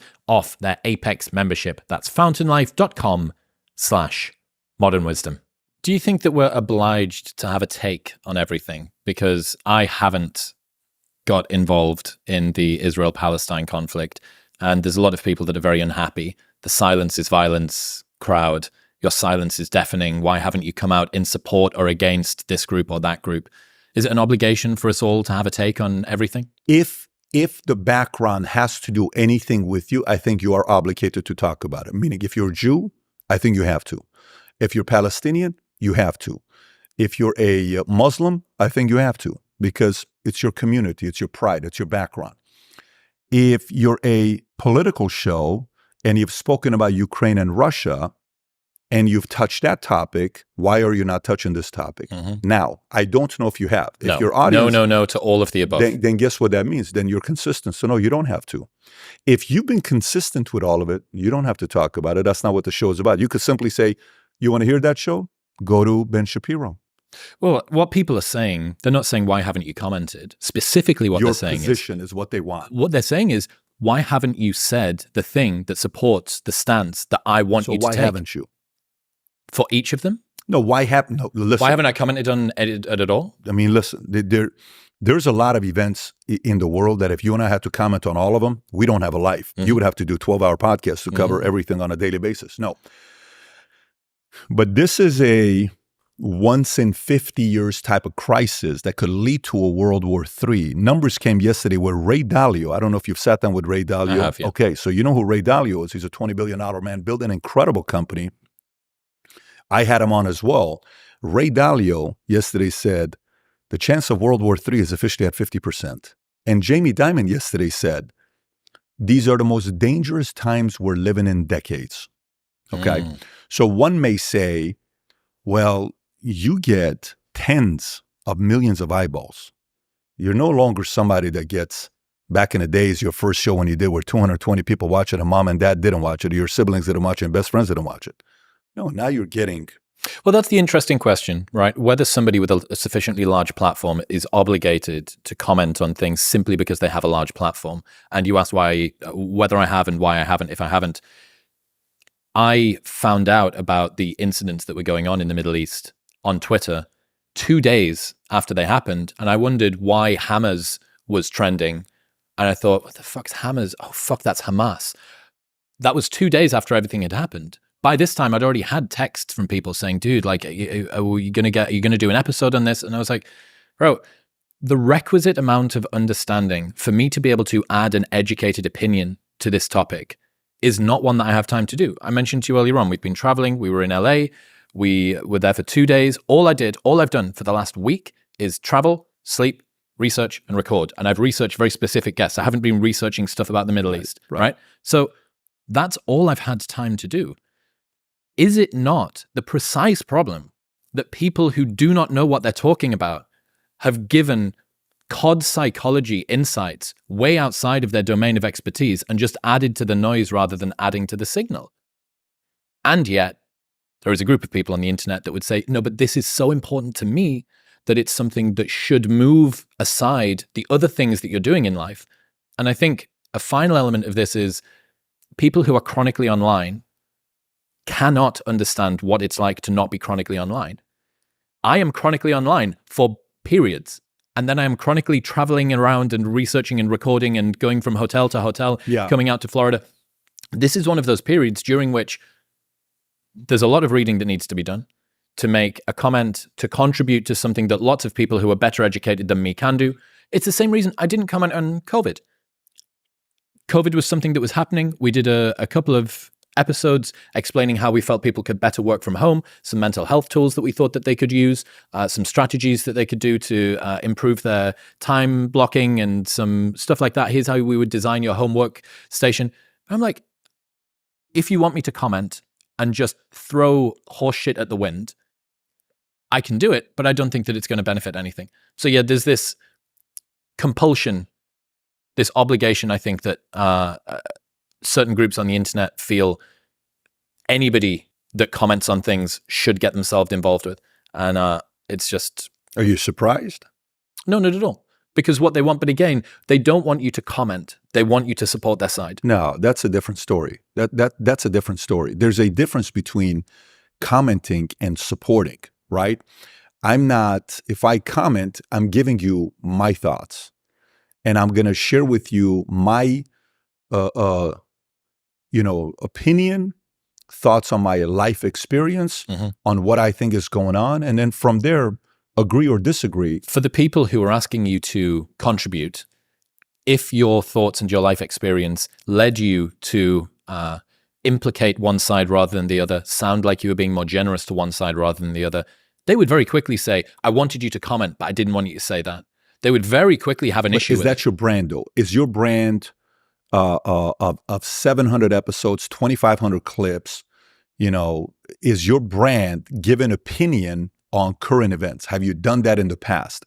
Because here's what happens. So in the market, you know how in Hollywood, they say this guy's a triple threat. What's a triple threat? Act, sing, dance. Okay. In podcasting, there's also triple threats. Okay. What's a triple threat? A great interviewer, which you are, but that's one of three. Two is perspective and opinion, which Joe Rogan is. People want to hear what Joe has to say about this. And then three is entertain. Can you entertain me while you're giving me your perspective or asking questions where I'm kind of like, man, I was funny as hell. Yeah. So Joe, the reason why Joe is number one is because Joe's great host. We want to hear his perspective, agree or disagree. He has the conviction and the confidence to give his side and be willing to change. Hey, 1 minute you're voting for Bernie Sanders. 4 years later, you're saying to save America, you got to vote for Trump and Republican. What? What are you talking about, right? So then three is he entertains you. He makes you laugh. Your brand, you have to take the risk whether you want to go to two. But I don't think you need to comment on absolutely everything. If Joe was to be asked, what do you think of Aaron Rodgers' most recent Achilles rupture? As you said earlier on. But there's a different story with that. You asked about consistency earlier on. Ukraine, Russia, didn't comment on. COVID didn't comment on. But then that's your brand then. But by the way, what you just said is your perspective. Absolutely. But it's a meta perspective on what's going on. You're not going to please everybody. Look, I'm Armenian and Assyrian. Okay, so I was born in Iran. So here's where I'm screwed. I'm half Armenian, half Assyrian, born in Iran, and I'm an American. Okay. So Four horsemen of the apocalypse. Oh my God. So whenever something happens with Armenian genocide, I have to within a second comment on it. Okay. And I do, but not within a second. because I don't have intel. So when you're talking about your days, what it looks like, research, all that stuff, you're telling the truth. But I'm running 9 companies, and I got a wife, and I got 4 kids, and I'm transitioning with another company, and I'm doing research on a podcast, and I'm doing the interviews, and I'm running a tech startup, and I'm running a consulting firm with clients that are traveling worldwide to come to us. And I'm doing our best to kind of see what's going on with stories. Yeah, there's going to be days you just don't have time. And the audience can understand and cannot understand it, right? That's a decision they got to make. So Assyrians, hey, did you see what happened at that theater? When are you going to comment at this wedding that just took place and 100 people were dead and the place caught on fire and these people? Okay, great. Let me get some intel and then I'll comment on it. And then I did, or Iran or, but the natural part where I would take it as a compliment is the audience is leaning on you to see how you would assess this issue, and they trust the way you reason. And nowadays, there's not enough people who are able to reason to give a different perspective because they simply don't trust mainstream media. But then the next step is, do you want to take the risk of going in that side? If your brand is not on COVID, not on Ukraine, not on this, then you're staying consistent.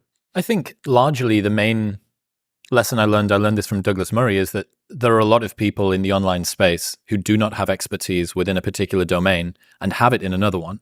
They have expertise within psychology or climate change or whatever it might be. And then they start thinking to themselves, well, why shouldn't my thoughts on the Ukraine be important to people? Why, everybody thinks that my insights about climate change are absolutely wonderful. And they start to get out over their skis outside of their domain of competence. If you want to talk about my domains of competence, I'll comment on it. For me, there are people out there who are capable, prepared to do the work, have the time, and have the expertise. I don't think that the internet needs more noise. I think it needs more signal. And I would be contributing nothing short of noise if I did that. I'm also just not passionate about learning about this topic. And I understand that in order for me to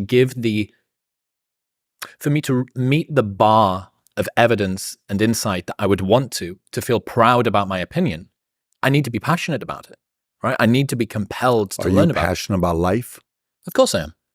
Would you like to live to 100 years old? Yes. Okay. So do many of your listeners, because the feedback you give has to do with living a great life, because people are watching the life you're living. The only thing I would encourage you to consider from the audience side is this is a different crisis. This crisis, if reasonable people like you can find a way to lower the overreaction that people are having with everything that's out there, I would say you would actually contribute to lowering the overreaction community. So I'm simply complimenting you to consider the fact that people are looking to see how a reasonable person like you that can give a logical perspective, because that's what's missing today.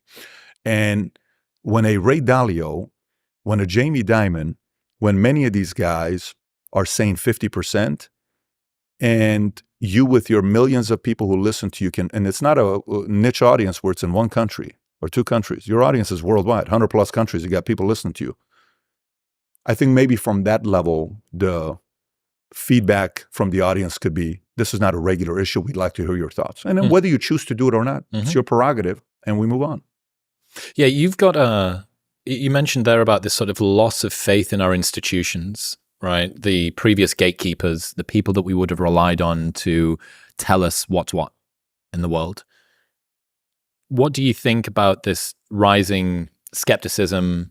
There is also a degree of conspiratorial thinking, heterodox cynicism around what we're being told. Is this leaving a vacuum where people's uncertainty is making their lives worse? What is going to happen from a sense-making perspective? How do people make sense of the world when we can't trust the information communicators? Well, that's why they want to hear from you. So what you're saying is validating their point. So in America today, we are at the lowest levels we've ever been for Americans trusting mainstream media and trusting the government. Not one or the other, it's the lowest in both. We don't trust the government, we don't trust mainstream media. The last time the people trusted mainstream media and the government the highest was right before Kennedy died. After that was at 72%. It's gone from 72, 65, 60, down to today, 27%. People simply don't trust the mainstream media to give feedback on what's really taking place. There's a reason why Rogan gets more eyeballs on his show than all these guys combined. And people are watching to see what he has to say. There's a reason why Shapiro gets the eyeballs he gets. There's a reason why you get the eyeballs. There's a reason why all these other guys get the eyeballs. It's because they want to hear a different perspective. We're going back to the story where, and this quote's been criticized many times. It's not really true. Amateurs build, professionals built the Titanic. Amateurs build the Ark. This whole story that they go back and forth. Professionals run mainstream media. Amateurs run podcasting. But the world is trusting amateurs running podcasting more than the people that build the Titanic. Because a lot of people think mainstream media is about to sink like the Titanic did. Now, whether it did or not, who knows? But people want to talk to somebody, just a regular guy. Says, what's your story? What do you think about this? What are your thoughts on this? Do you really agree? Does anybody else feel? I kind of feel that way as well. I'm a little bit skeptical. I'm a little bit worried about this. What's going on? Is it really as big as they make it out to be? Should I trust these guys? So I'm not surprised this is taking place. By the way, what's the only thing that's keeping mainstream media in business? It's only a couple things that keep mainstream media in business. Number one is 75-year-olds. 75-year-olds are keeping mainstream media in business. Okay. So that's another 10 to 15 years before that generation's no longer here. That audience is gone. Number two is big pharma. If two countries in the world that allow big pharma companies to advertise, it's US and New Zealand. Every other country in the world, you cannot advertise. The only two countries in the world where pharmaceutical companies like Pfizer that can advertise is US and New Zealand. Everywhere else, there is no commercials on TV. Do you realize what would happen if a president did an executive order, got Congress, everybody in it to say, moving forward, big pharma can no longer advertise on mainstream media? You know what happens the next day? Every one of them goes out of business. And all these talented guys at ESPN or at CNN or Fox or ABC that are getting the $5, $10, $15, $20 million contract, gone.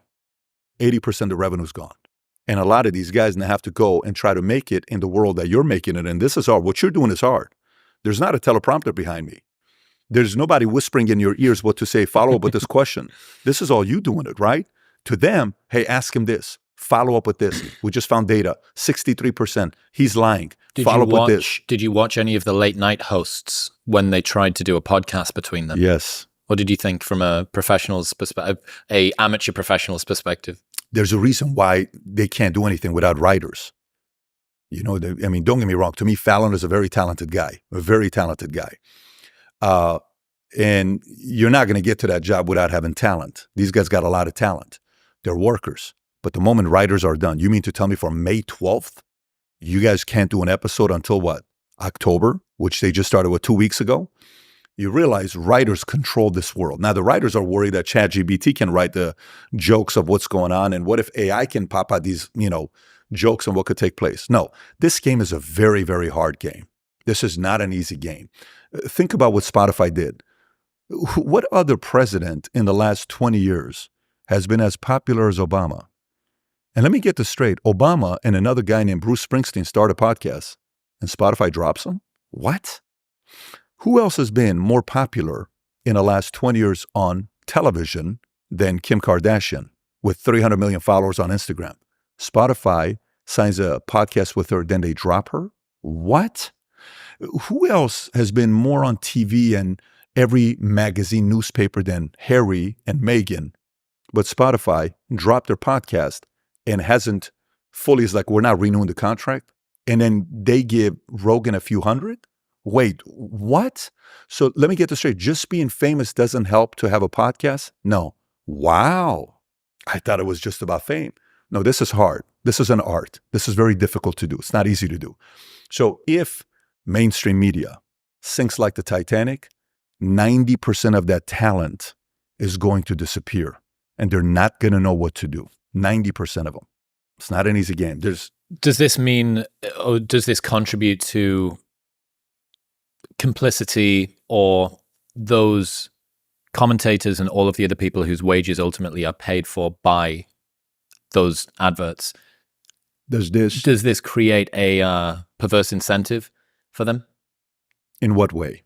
That they may be, prepared to compromise something they truly think to not jeopardize the people that ultimately pay their wages. That there is a risk to them saying something out of turn, which may... I mean, are you really asking that question, or you know the answer to that question? You already know the answer. You're a smart guy. Yeah. No, of course. They have to. They don't have a choice to take that position, right? I'll give you an idea. Chris Cuomo was on CNN for God knows how many years, and he was the number one guy for 2 or 3 years. What does CNN do to Chris? Fired. His brother, Andrew Cuomo, governor, fired. And then he's got a $125 million pending lawsuit against CNN. And now CNN folks can't talk to Chris. I had him on the podcast.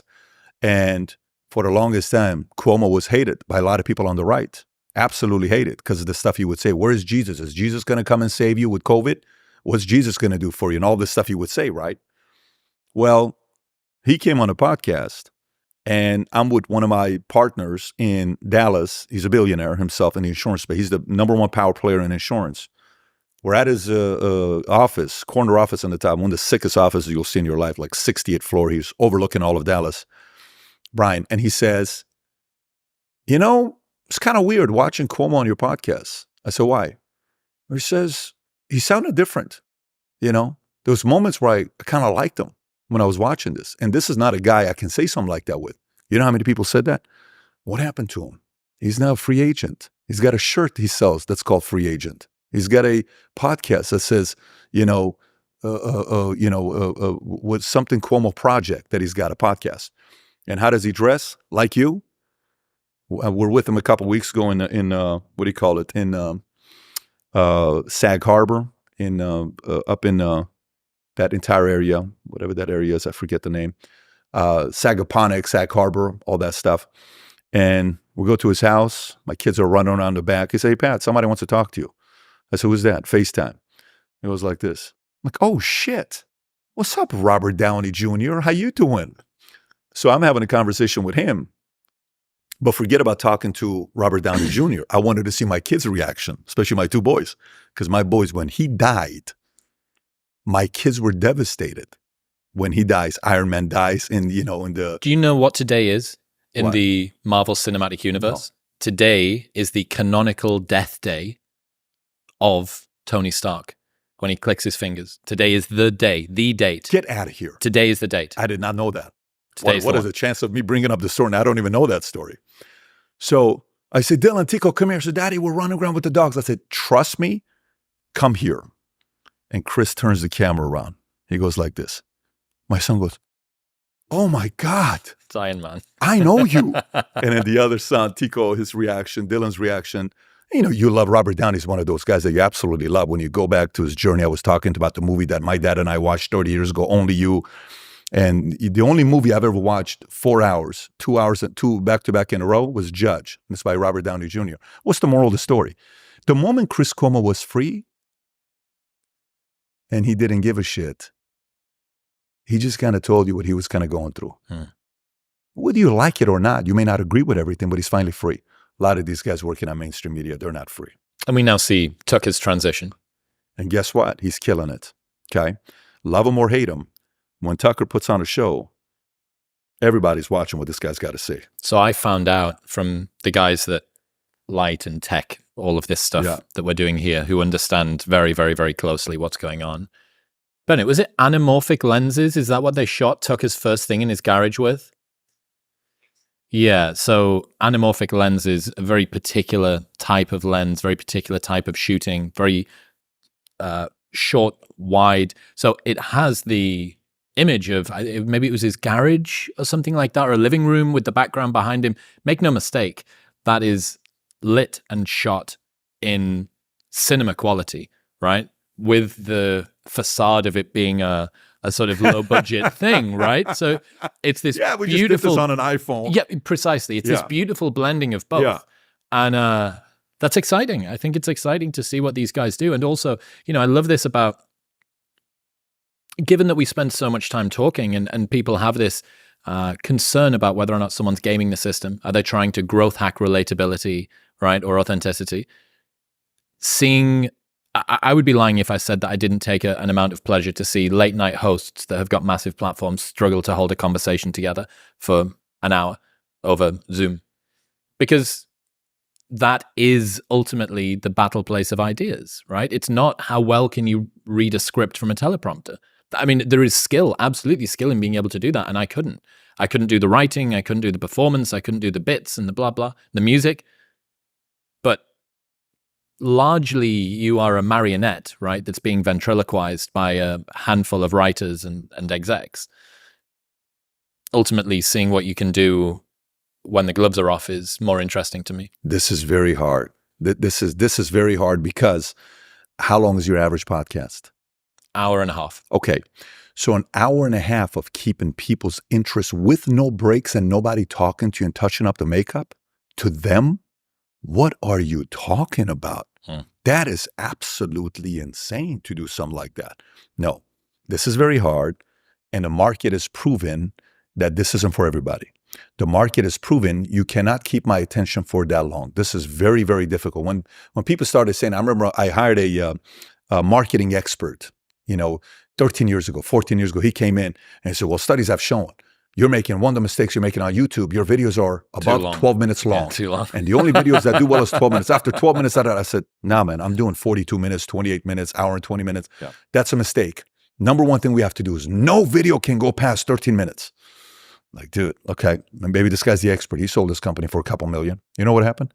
The day we fired him, 60 days later, our first video goes viral and gets 40 million views. Today, it's got 500 million views, okay? For the life of an entrepreneur, 90 second takes off, right? And we start making other clips and other videos and other stuff. And you see Joe takes it to a whole different level. 3 hours. And you got Lex Friedman takes it to a whole different level. 4 hours, 3 hours and 48 minutes, Yeah. What Lex does. You did 7 hours with Balaji. Guy's a glutton for punishment. Yeah. You tweeted something that I thought was quite interesting. You said, why do so many people who come to the America from other countries with little to no money at all within 10 years outpace the average person who was born here? What is going on where Americans who have all of the, I'm an immigrant to this country, right?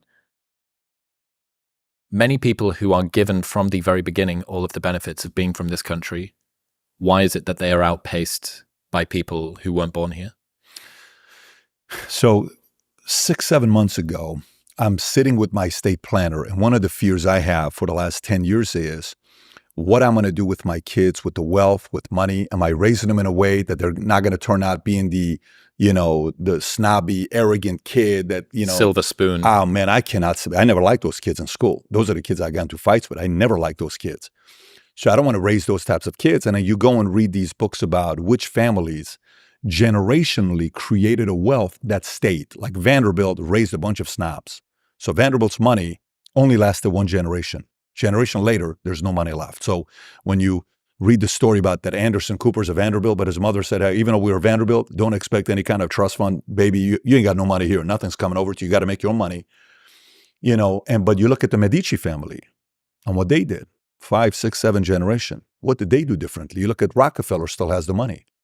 You look at some of these other families that kept the money within the family. What did they do? What did they structure? And there's estate planning we can go do, $10, $15, $20, $50,000. Then there's guys you can hire that's $100,000, $250,000, $1 million. But those estate planners, when you hire, what they do? They interview your kids. So they go sit down with your kids, and after they talk to you, and they'll say, how do you want to set this up for the money with your kids? Who gets money? What do they need to do? What's the criteria? Are you okay if they get this? What kind of cars do you not want them to buy to waste the money? Who do you want them to work for? What happens with this business? Can they lose all the money? Are you given equally? Here's what this family did. And they give you all these suggestions on how to properly set it up. Once you and your wife agree on what you want to do with that wealth, these guys have meetings with all your kids without you there. And they'll record it so you can see how the meeting went, but they're setting it up with them. So they'll say, okay, kids, this is on behalf of your parents, here's a few things you need to know. Number one, the good news is your parents are very prepared on what they've done with you. And here's what you can get. Your parents have worked very hard and they have made a lot of money. And if you do it right, some of that can be passed over to you. But if you don't, you're not going to get it either. Let me go through some of these criteria. These 3 things you do, you're not going to get anything. These 2 things you do, If you do this, here's what's going to happen. This is what they want us to use the money with. And then they kind of break it down to them. Now, you know how many families actually do that? Very few. Those conversations most people don't have. Most people are so much about go, go, go, go, go, go, go. And then you die unexpectedly. Oh, we didn't even set up the estate planning, let alone the detailed estate planning. No. Okay, now your kids are spoiled rotten doing what they're doing. I've had this conversation with a number of friends. Ben Francis, who is the CEO of Gymshark, his net worth is triple Drake's. He's a stud of a guy, by the way. He's a I had him serious on dude. the podcast a couple of years ago. Stud. Serious dude. Yeah. I was talking to him, and I think that it's the same with you. One of the things that you value the most in your upbringing have been the hard times, the spit and sawdust lessons and rules, the school of hard knocks, right? That's given you the work rate that has permitted you to be able to achieve the success that you have and locally reverse entropy, right? So you've been able to wrangle your reality in a way that you want it to. Mm-hmm. And yet you have worked so hard to be able to give your kids opportunities that you never had. Mm-hmm. And yet you know that they need to go through the hardships and that those are where the lessons are learned that are going to prepare them. This to me seems like a very interesting tension, right? I want to give my kids opportunities that I've worked so hard for. If I don't, what the fuck was the point in me working so hard? That's right. And yet they need to go through the difficulty. They need to do. How have you found this tension between the two? Well, that's a great question, but I want to finalize by making a point. When you ask the question about why is it that so many people come to America within 10 years, they have more money than the people that were born in America? Because unfortunately, the way we've ran America, if the American-born kids are kids of these families, they're the kids of the families that spoiled them in America. There's no more earning things in America. It's just handed out to them. We're printing money left and right. We're giving away income to people left and right. We're making life easier. We're incentivizing the wrong things. Do you know in 1940 in America, what percentage of kids were born to single mothers? In 1940, in America, what percentage of kids were born to a single mother who's not married with no father in the household? 4% is the number. Did you know the number or no? Mm-hmm. It's 4%. You know what that number is today? Over 50. It's over 40%, shy of 50%. You're right there at the number. You mean to tell me we went from 1944% to today? So what happened there? First of all, policies by FDR, Social Security and the incentives of taking care of single mothers. Then Lyndon Johnson in 1965 took it to a whole different level. Mothers are sitting there saying, the more kids I have, the more entitled programs I get. Great. Why would I get married? If I get married, I lose those benefits. The incentive programs America set up totally screwed everything up. It incentivized the bad behavior. It's like telling a kid, can you imagine if you're in estate planning, you say, for every kid you have not married, I'll pay you $700. Whose fault is that? Parents' fault. Bad policies have consequences. Yeah, you create bad policies. What person in the right state of mind, when they have their wealth, America's a family, it's a corporation, what person in the right mind would incentivize, what parents would incentivize kids to say, I'm going to have more kids and I'm going to give you money out of the living trust? Nobody in the right mind would do that, but America did. So what happened to us? Now we got all this crime. Now we're paying the price for it because all these years, there's no father in there to put them in their place, to challenge them, to straighten them up. That's not in place. You know, so that is a missing piece that these kids don't have in America. So to me, if we looked at America as a family, as a corporation, estate planning matters. You know, living trust matters. The right policies matters. Listen, I even think to the point where, you know how in America voting starts at 18 years old? I would much rather, this is a very strange policy I'm going to share with you. When I posted this on YouTube, a lot of people were very upset with me. I would much rather have somebody who's 14 and a half years old, who's had a job and paid $1,000 in taxes vote than a 28-year-old kid who's never had a job, never paid taxes. I don't want that guy to vote. Why? Because he contributed to society. The 14-and-a-half-year-old kid, the 15-year-old kid contributed to society and realized how hard it is to pay the taxes into whatever they're spending money on. You want to spend $100 billion to Ukraine? We could have built 20 walls.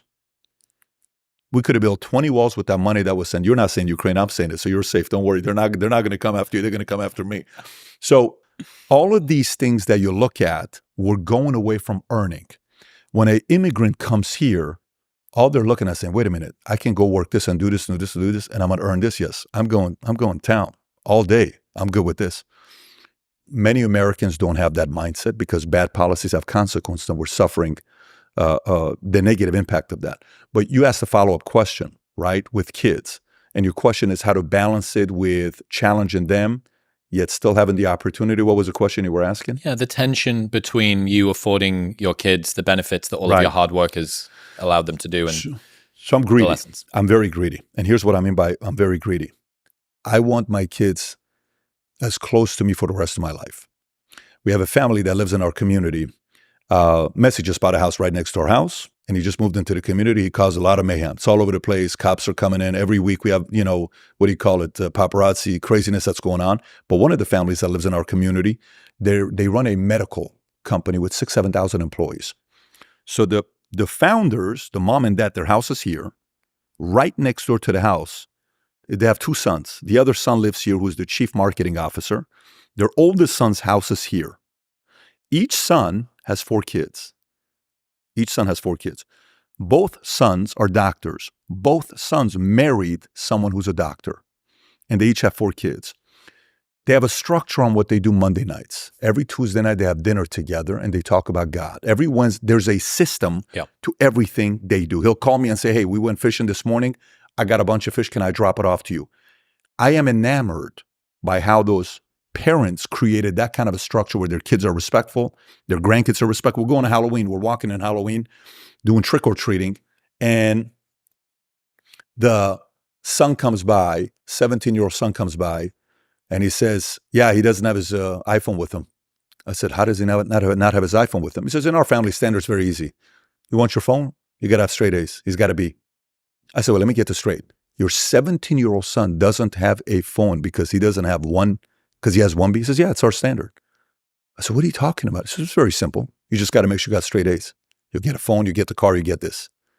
Now, somebody's going to listen to this and say, what? What a freaking extreme set of standards. That's tyranny. That's tyranny.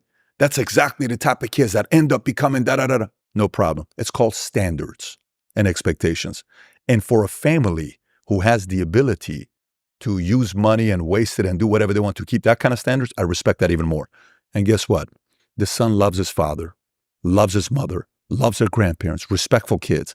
So it's not easy to do, but if it matters to you, eventually in my life, when I say I'm greedy, I would love to create a proposition for my kids where 20 years from now, they want to run one of the companies, they want to be within the company, they want to work with one of the companies, and I'd like them to live close to me. Will it happen? It's going to take us 30 years to find out because... Dude, pan-generational housing. I'm seeing it in Austin, right? A commune, a ranch where someone's buying up a ton of land, and then there's another one of those puppies down there if you want it. They're buying up a ton of land, and we're going to not just have us, we're going to have somebody else come and live with us as well. We're going to have grandma and grandpa, and they're going to be there. This is the way that it was. This is the way that it was. And here's another thing to consider, right? Would you rather have... Is drinking too going to do anything to me or no? You're going to survive. You're going to be dialed in. You're going to survive, I promise. Whatever the internet throws at you, you'll survive. So what is the... so we've got... That's citrus. That one's orange. Orange sunrise. Okay, interesting. Yeah, wild citrus. So one of the interesting questions that you have here would be, would you rather have a parent who pities you more than they believe in you? You didn't do well.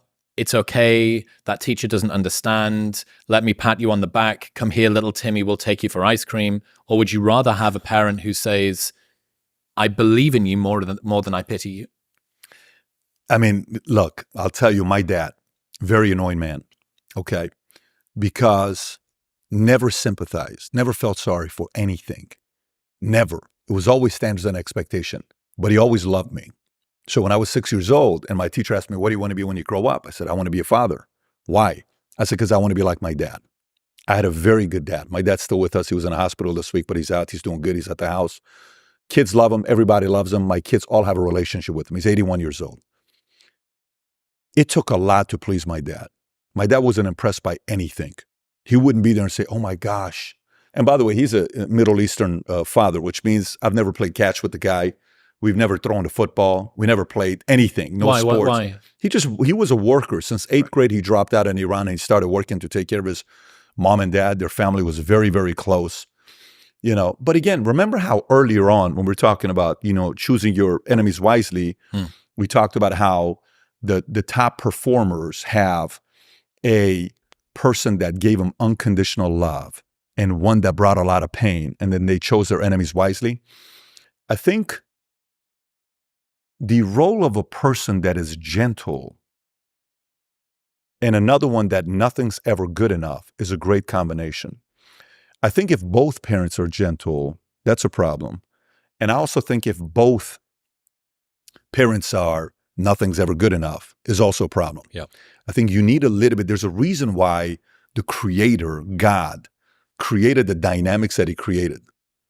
I have one of our guys, we're spending, our photographers with us, and he's holding his daughter while we're doing a photo shoot this Saturday, and she keeps asking for mom. She keeps asking, I said, is she daddy's girl? Mom? Oh, she says, no, it's all mommy. I said, when does she want you? Whenever she's scared, she comes to me. So the kid runs to daddy when she's scared, but goes to mommy when she's hurt. That's an interesting dynamic, how it is.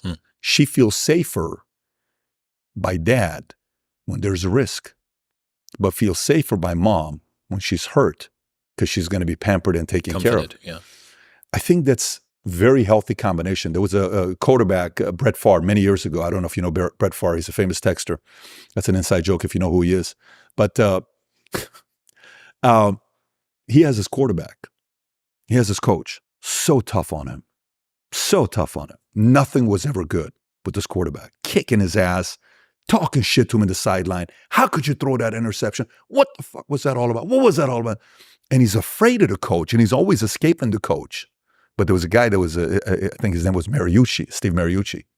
And he would always put his arm around him. Listen, he believes in you. Why don't you prove him right? Deep down inside, he believes in you. Go through the pass that he knows he can throw. Show him exactly what we got. Let's go win this game for him. Let's get it. So that dynamic worked incredibly well for Brett Favre, as well as many other players out there.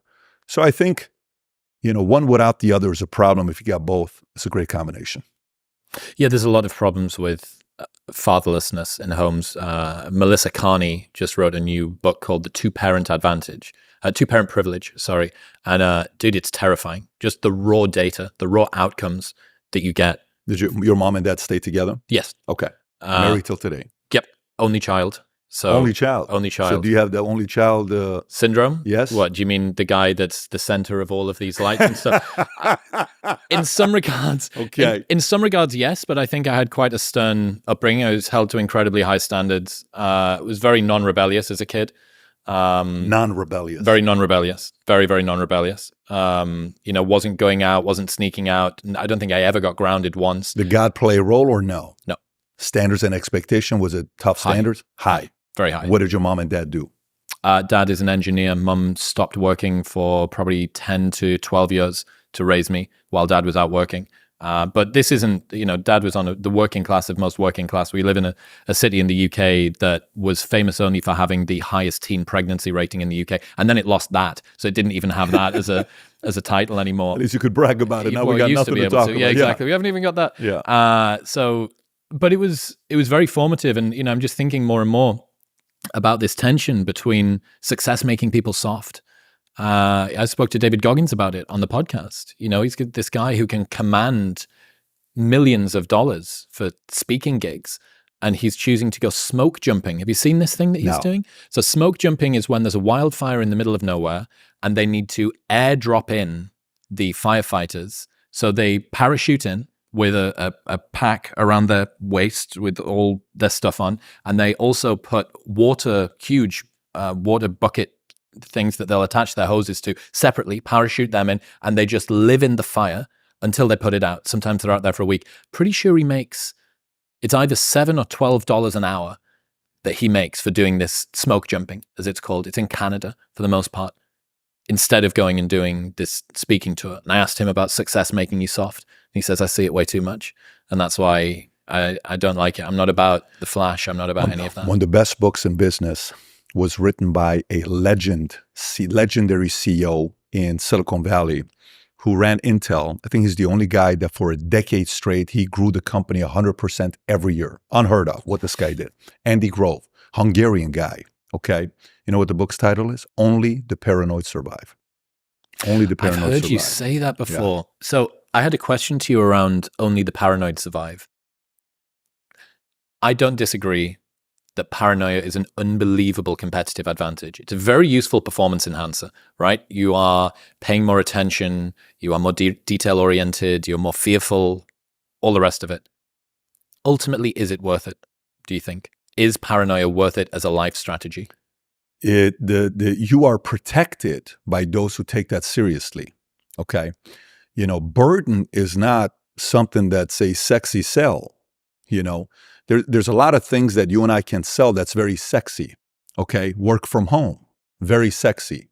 Yet the loneliness epidemic in America right now is record-breaking numbers we've never seen before, right?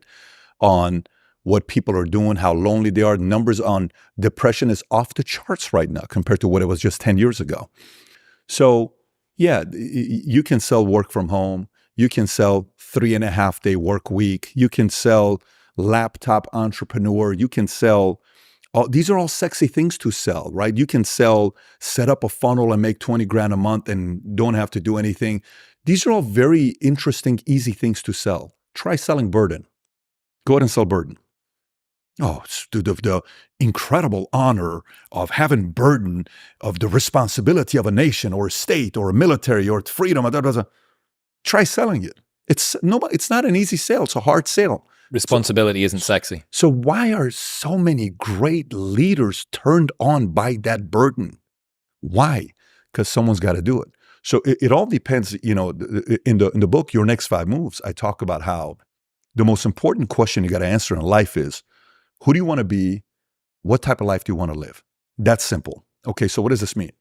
Do you want to be a founder? Yeah. You sure? Yeah.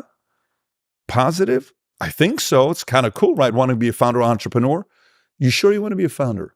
You sure you want to be the number one guy? Tom Ellsworth, who was my business partner, said one of the best things to me. This guy was at talk about the legendary interview of all time. It's the last interview of Steve Jobs and Bill Gates in Silicon Valley. Okay, wherever it was. 300 people were invited at this meeting. Tom was one of them. Was it recorded? It's recorded. You got to see it, by the way. Sick. It's the red chair. When you see the red chair, you're watching the right one. Steve Jobs is super skinny. Tom Ellsworth tells me, says, Pat, it took me 50 years to realize I don't make a lot of money when I'm the number one guy. The most money I ever made is when I was number 2 through number 6. Think about saying that. Think about taking 50 years to realize the most money you ever made was when you were the number 2 guy or number 6 guy. Because there's burden with number 1. Number 1 has got to sell the dream. Number 1 has got to sell the vision. Number 1 has got to seem like even though we're about to go out of business, they're at peace, they're calm, they carry the burden, sleepless nights. Your finances, you can't reveal to people if you're about to run out of money. We're going to make the expenses. We're going to make salaries. We're going to pay payroll. That's the number 1. Who wants that burden? Nobody wants that burden. So no, if the idea is to sell that, no, it is not an easy sell. But if you want to know why you right now are here and we are able to do this podcast at a pretty unstable time in the world today, it's probably because around 500 people have the burden of making sure nobody messes with you and I where we are right now. And those 500 people have 1,000 people underneath them or 500 people underneath them while you and I are able to sit here. So it's not the most sexy, attractive thing. Like in Smithsonian, I don't know if you've been to the Smithsonian in DC. Mm-hmm. There's a part where you go and it shows, you walk this way, it shows how Lincoln aged over, it's an incredible thing to see. And there's a quote by Lincoln about burden. Okay, the being a president is the greatest burden a person can ever have, right? Some quote like that, I'm paraphrasing. So it's not for everybody, and it's not a sell. The person chooses to do it. Obama before and after his 8 years, right? He still looks good though. He's still got swagger, but I mean that was 20 years in 8 years. That's right. So this is something I wanted to talk about. You have spent a lot of time reading about and researching and speaking to powerful people. Who do you think really runs the world? You're going to go there, huh, with the question. Who do I think runs the world? So I used to ask the question, I said, who's got the most power in America? Is it Congress? Is it president? Is it the CEOs of virtual governments? We're talking Google, Twitter, Facebook, those guys, Amazon, or is it billionaires? Okay, the most richest man in the world. Who's got the most power? And you'd be amazed how few people say president. Because they come and go, The famous quote with Putin that he says, American presidents, you don't have to worry about it. They're going to be there 4 to 8 years. Some suits are running, and run the country behind closed doors. And he's got a very good point when he says something like that, Putin. But to me, there are a lot of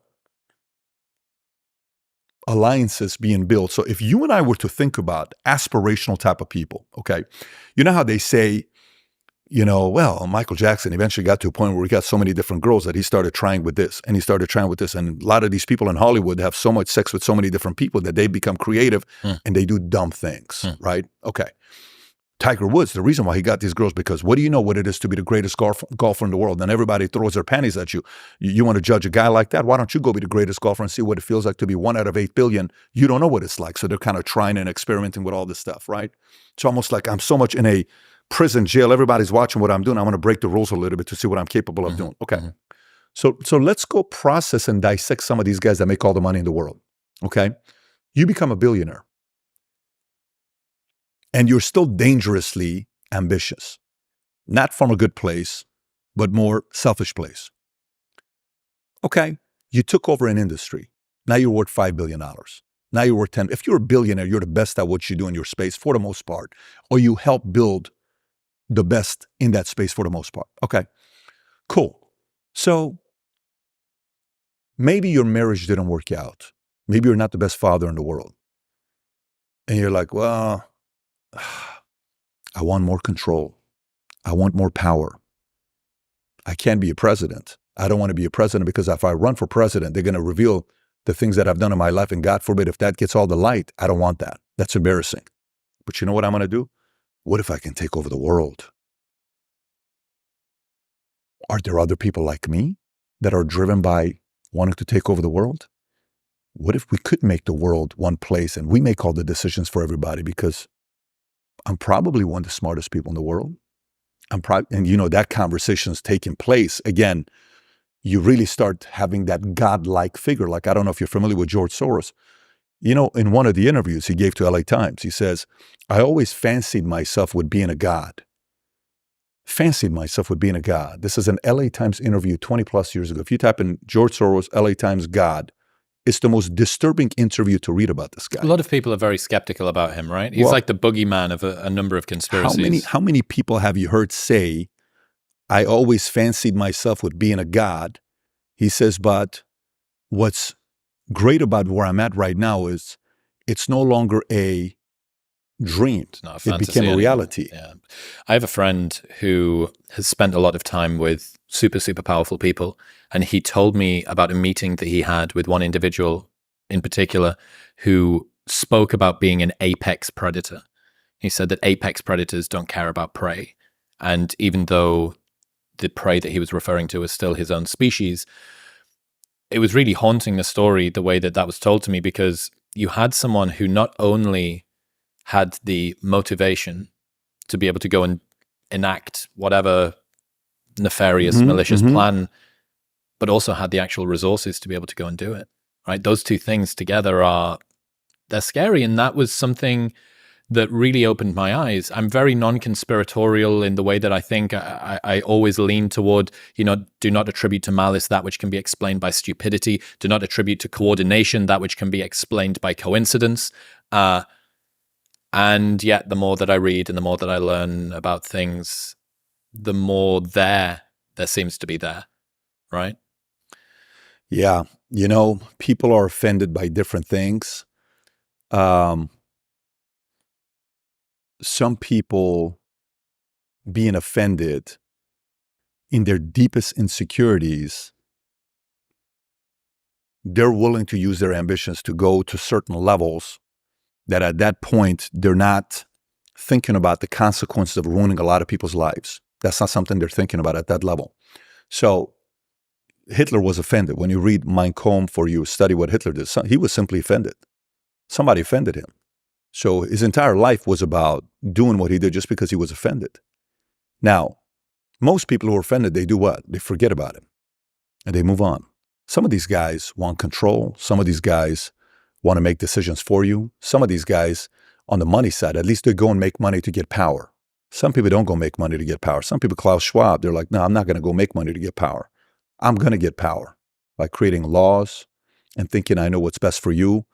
So there's a lot of different people that you can put in these types of organizations. You just have to think, like if you were to think about the commission of the mob, always go back to it. Lucky Luciano created a commission where the 5 families, he was the one that ran the commission, right, of the 5 families. Okay, when you think about what meetings in the world happens where all the powerful people show up, you got the G20, you got the UN, you got the World Economic, you got Davos, you got all these guys that come together. You got NATO, so NATO could be like, well, NATO's original, when the 12 or 14 countries were part of NATO, what was it really all about? To fight USSR. There is no USSR. Why are we still funding it? What's the outcome now? Are we still fighting communism? So what a lot of people might say is that those organizations are so obvious that they can't be the ones where the real shit's happening, right? That's just the smokescreen. The real shit is the shit that's behind it and the shit that's behind that and so on and so forth. In your opinion, do you think that NATO, WEF, WHO, that's those people, there's no further up set of strings that are playing the ventriloquized game behind those ones? Do you think that that's where a lot of power actually lies? I don't know. What I will say, listening to you, is with the questions you're asking, I think there's a reason why the audience wants to hear what you think about what's going on right now, because you're asking some heavy questions right now, which means you're curious. And if I'm the audience, I would like to know what you can come up with if you took a deeper dive and really wanted to get into these types of, informations. But, think about what things people are most addicted to. Okay, addictive personalities, video games, porn, sex, cocaine, ecstasy, weed, steroids, partying, all of that stuff. But what's one of the most addicting things that many of those guys can't get? Power. Are you kidding me? Power is like power, porn, the porn of having a lot of power and getting the look in people that look at you that are afraid of you. Some people love that. Some people love that. You know, the quote, like, if you really want to test someone's character, give them power. I mean, some people really love having power. Take a company and see some of the guys that they hired. They hired the wrong person at the top. The guy was all driven by power. What happens? Take a president that becomes a president and he realizes he can use the justice system against his opponent. What happens? They got that power. It's a lot of power to give to somebody, right?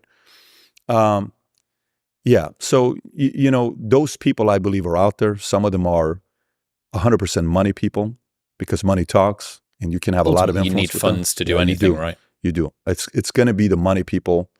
But there's also the other power players behind closed doors that, in the movie Moneyball, Jonah Hill plays, I don't know if I'm saying his name correctly. He plays the role of the guy that Brad Pitt is sitting there saying, why is this GM of Cleveland Indians keeps looking at that guy? Doesn't get on base. Who the hell are you? Right? In John Maxwell or Dale Carnegie wrote about this in a book saying the law of E.F. Hutton. E.F. Hutton was in the room that every time the guy was making a decision, he wouldn't make a decision until he asked about E.F. Hutton. So here's what we're going to do. So is there a proposal? Okay, great. Hey, E.F. Hutton, what do you think about it? Okay, we're not going to be doing it. Great. The world is filled with like Henry Kissinger. I don't know how much you know about Henry Kissinger. That guy's an E.F. Hutton, if there ever was one.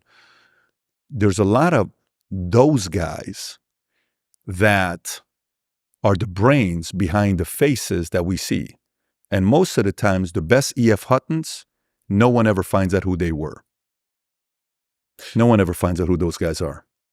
One of the other tensions that I've felt when learning about you and also when watching your content, you've spoken about this specifically to do with Kobe, but I think it also probably plays a role in almost everybody's life, is this tension between self-love and high standards, right? It's the desire to maximize everything you can and to not leave more on the table than you need to, and also the ability to enjoy the moment and to be able to actually take some pleasure in that. And there was something that came up from a friend that I wrote about this week. So I wanted to explain this to you. He did a psilocybin journey in Australia, and a question came to him. And the question was, do people love you for who you are or for what you do? This is uncomfortable to consider. People loving us for who we are feels more real, genuine, caring, empathetic, and robust. It feels like we're less fickle and more difficult to lose. On the other hand, people loving us for what we do feels transactional and transient. The love that we receive becomes contingent on what achievements and successes we can offer in return. And the obvious fear is that if a point came where we no longer had anything to offer in return, would our love be taken away? So here's an even more uncomfortable question. Do you love you for who you are or for what you do? This highlights our hypocrisy. You see, we want the world to love us for who we are, a balanced, caring view of our true value, independent of our accomplishments. Meanwhile, our own self-love is largely determined by what we do. If we fall short, even though we know we tried our best, we still castigate ourselves for being insufficient, unworthy creatures. So we want the world to show up for us in a way that we are often not prepared to show up for ourselves. You demand more than this. Demand it of yourself. Powerful. Do you see that resonating, this tension in high performers, desire for more, requirement for self-love? Yes, but for me, there's a part of it that's also honest. Because, again, the relationship between a man and a prostitute, what is that relationship? Each side is getting something in return. The prostitute is getting what? Money. What's the man getting? Pleasure, okay? And they walk away, it's done.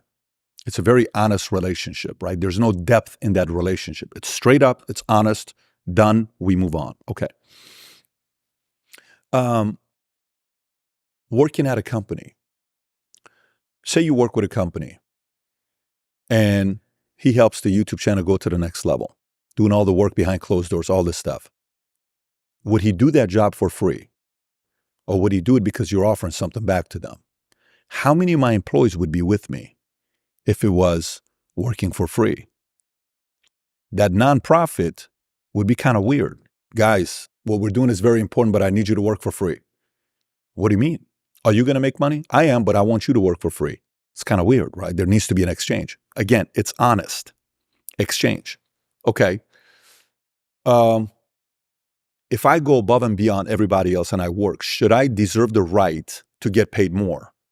Yes. Okay. Is it beneficial for me to work with somebody like you? Of course. Why? Because you're driven. So should I hang on to your coattail because if I go with you, big things are going to happen in my life? Absolutely. Is that a selfish decision? Yes, but it's also a wise decision. Do you know that? You know that. Do they know that? They know that. Do they also know that you have options? Because now you're at a point that a lot of people would love to be working for you. Of course they know that. They're not dummies, right? They know that. Okay. But you still choose to stay with them and they still choose to stay with you. Is there benefit of somebody hiring your person that's helping with your podcast and paying twice as you pay to go with them? There is. If he chooses to take that just for the money, that's his loss. If you're doing your part, he was never in it for believing in you. It was only about the money part. So these are all, and the reason why this is so interesting, what you're reading about self-love and all these other things, is when you look at some of the people that make it at the highest of the highest of the highest level, they typically have been backstabbed so much that in the back of their mind, sometimes they're just waiting to see who's going to backstab them next. So the desire to have a straight up relationship is no longer the same. Okay, there's a difference between you dating somebody who falls in love with you when you're making $22 an hour working at Bally's and she loves you and she stays with you. There's a difference between you getting married when you're making $300,000 a year. And then there's a difference between you marrying somebody when you're worth $500 million. How do you know the girl that marries you at the end is is with you because she loves you versus she loves what you offer them, right? And is that a sin? Yeah. Is she making a mistake? I think in an ideal world, I am very comfortable knowing that other people are also there in your life to get what they can out of you. I'm very comfortable with that because there's a chapter in the book here where I talk about choosing running mates. And I put a clear criteria on how to choose a running mate. What they bring to the table, their level of trust with you, all these ways of scoring people in your life to see, hey, Is this a person? Because the whole concept with choosing your enemies wisely, you also need to choose your allies wisely. So somebody like you need true believers in your life. You can't have 50 true believers. That's just naive to think that. You can't have 10 true believers. Can you have 2 to 5 true believers? Yes. How valuable is that? A lot. So, no, the more and more I moved up, the more I realized almost everybody, and I'm talking 99% of people, listen to the radio show WIIFM, What's in It for Me. Mm-hmm. And a part in this book that we dissected your question, which is a fascinating question, is in the company, I've been running a sales organization for 20-something years. And when I started the insurance company in 2009, we grew it from 66 agents. Today, we have 50,000 agents. We've licensed nationwide. We have a few hundred offices nationwide. But my idea of looking at who's got the biggest upside to contribute to the company has also changed. It used to be, man, that guy's so selfish. All that guy cares about money. Man, this guy's the nicest guy in the world. And then I realized the nicest guy in the world who had no selfish desires was happy making $5,000 a month. And so then I created a scoring system. What percentage of you is selfish and selfless? And what's the good balance? If you're 100% only you and everybody else zero, well, guess what? You're still a bigger net positive to society than the person at the bottom that's what? 0% selfish and 100% selfless. If a person is 100% selfless, they probably don't eat well. They're probably out of shape. They're probably not healthy. They're probably going to have to go to the hospital. It's going to cost you money in taxes. They probably smell because they don't take a shower. They spend their money on everybody else. So then you'll see the profile. Good people to give you counsel are around the 50-50 range. You can always trust them to give you counsel. Drivers of a company or somebody like you doing what they do, 70-30 is a good split. Okay? 80-20 is a little bit problematic because 80-20 sometimes will compromise to beat everybody. So you want the 65-70. So you're asking a technical question. And I've just come to a conclusion that, both parties, if they want to selfishly be pleased, if we can please each other and one of us takes the lead and we're getting mutual love and benefits out of the relationship, you're in a good situation. Every once in a while, you'll find somebody that's going to be a ride or die. They're going to say, Chris, dude, no matter what you do, I'm with you till the day you die. And you think they're telling the truth. A year goes by, they're still there, even more. 5 years go by, they got married. Like, when he gets married and asks, it's going to change. Still there. 10 years later, still there. And you're like, this guy's really a true believer. Wow. But it's not going to be that many people. That's a very short list of people. Patrick Bet-David, ladies and gentlemen. Patrick, I appreciate the hell out of you. I appreciate how much you pay attention. Very detail-oriented, and I love that. I really, really do. Thank you for today, man. It's been a long time coming. So where should people go? They want to keep up to date with everything you're doing. You can go to Amazon and search Choose Your Enemies Wisely, or you can find our podcast, PBD Podcast or Valuetainment. We're all over the place. You'll find us. Thank you, man. But this has been a blast, man, talking to you. I've been watching you for a long time, and it's very obvious why you're climbing the way you are. I appreciate you. Anytime. Thank you. Thank you very much for tuning in. If you enjoyed that episode with Patrick, you will love my 3-hour-long episode with Alex Hormozi. Go on. Tap it.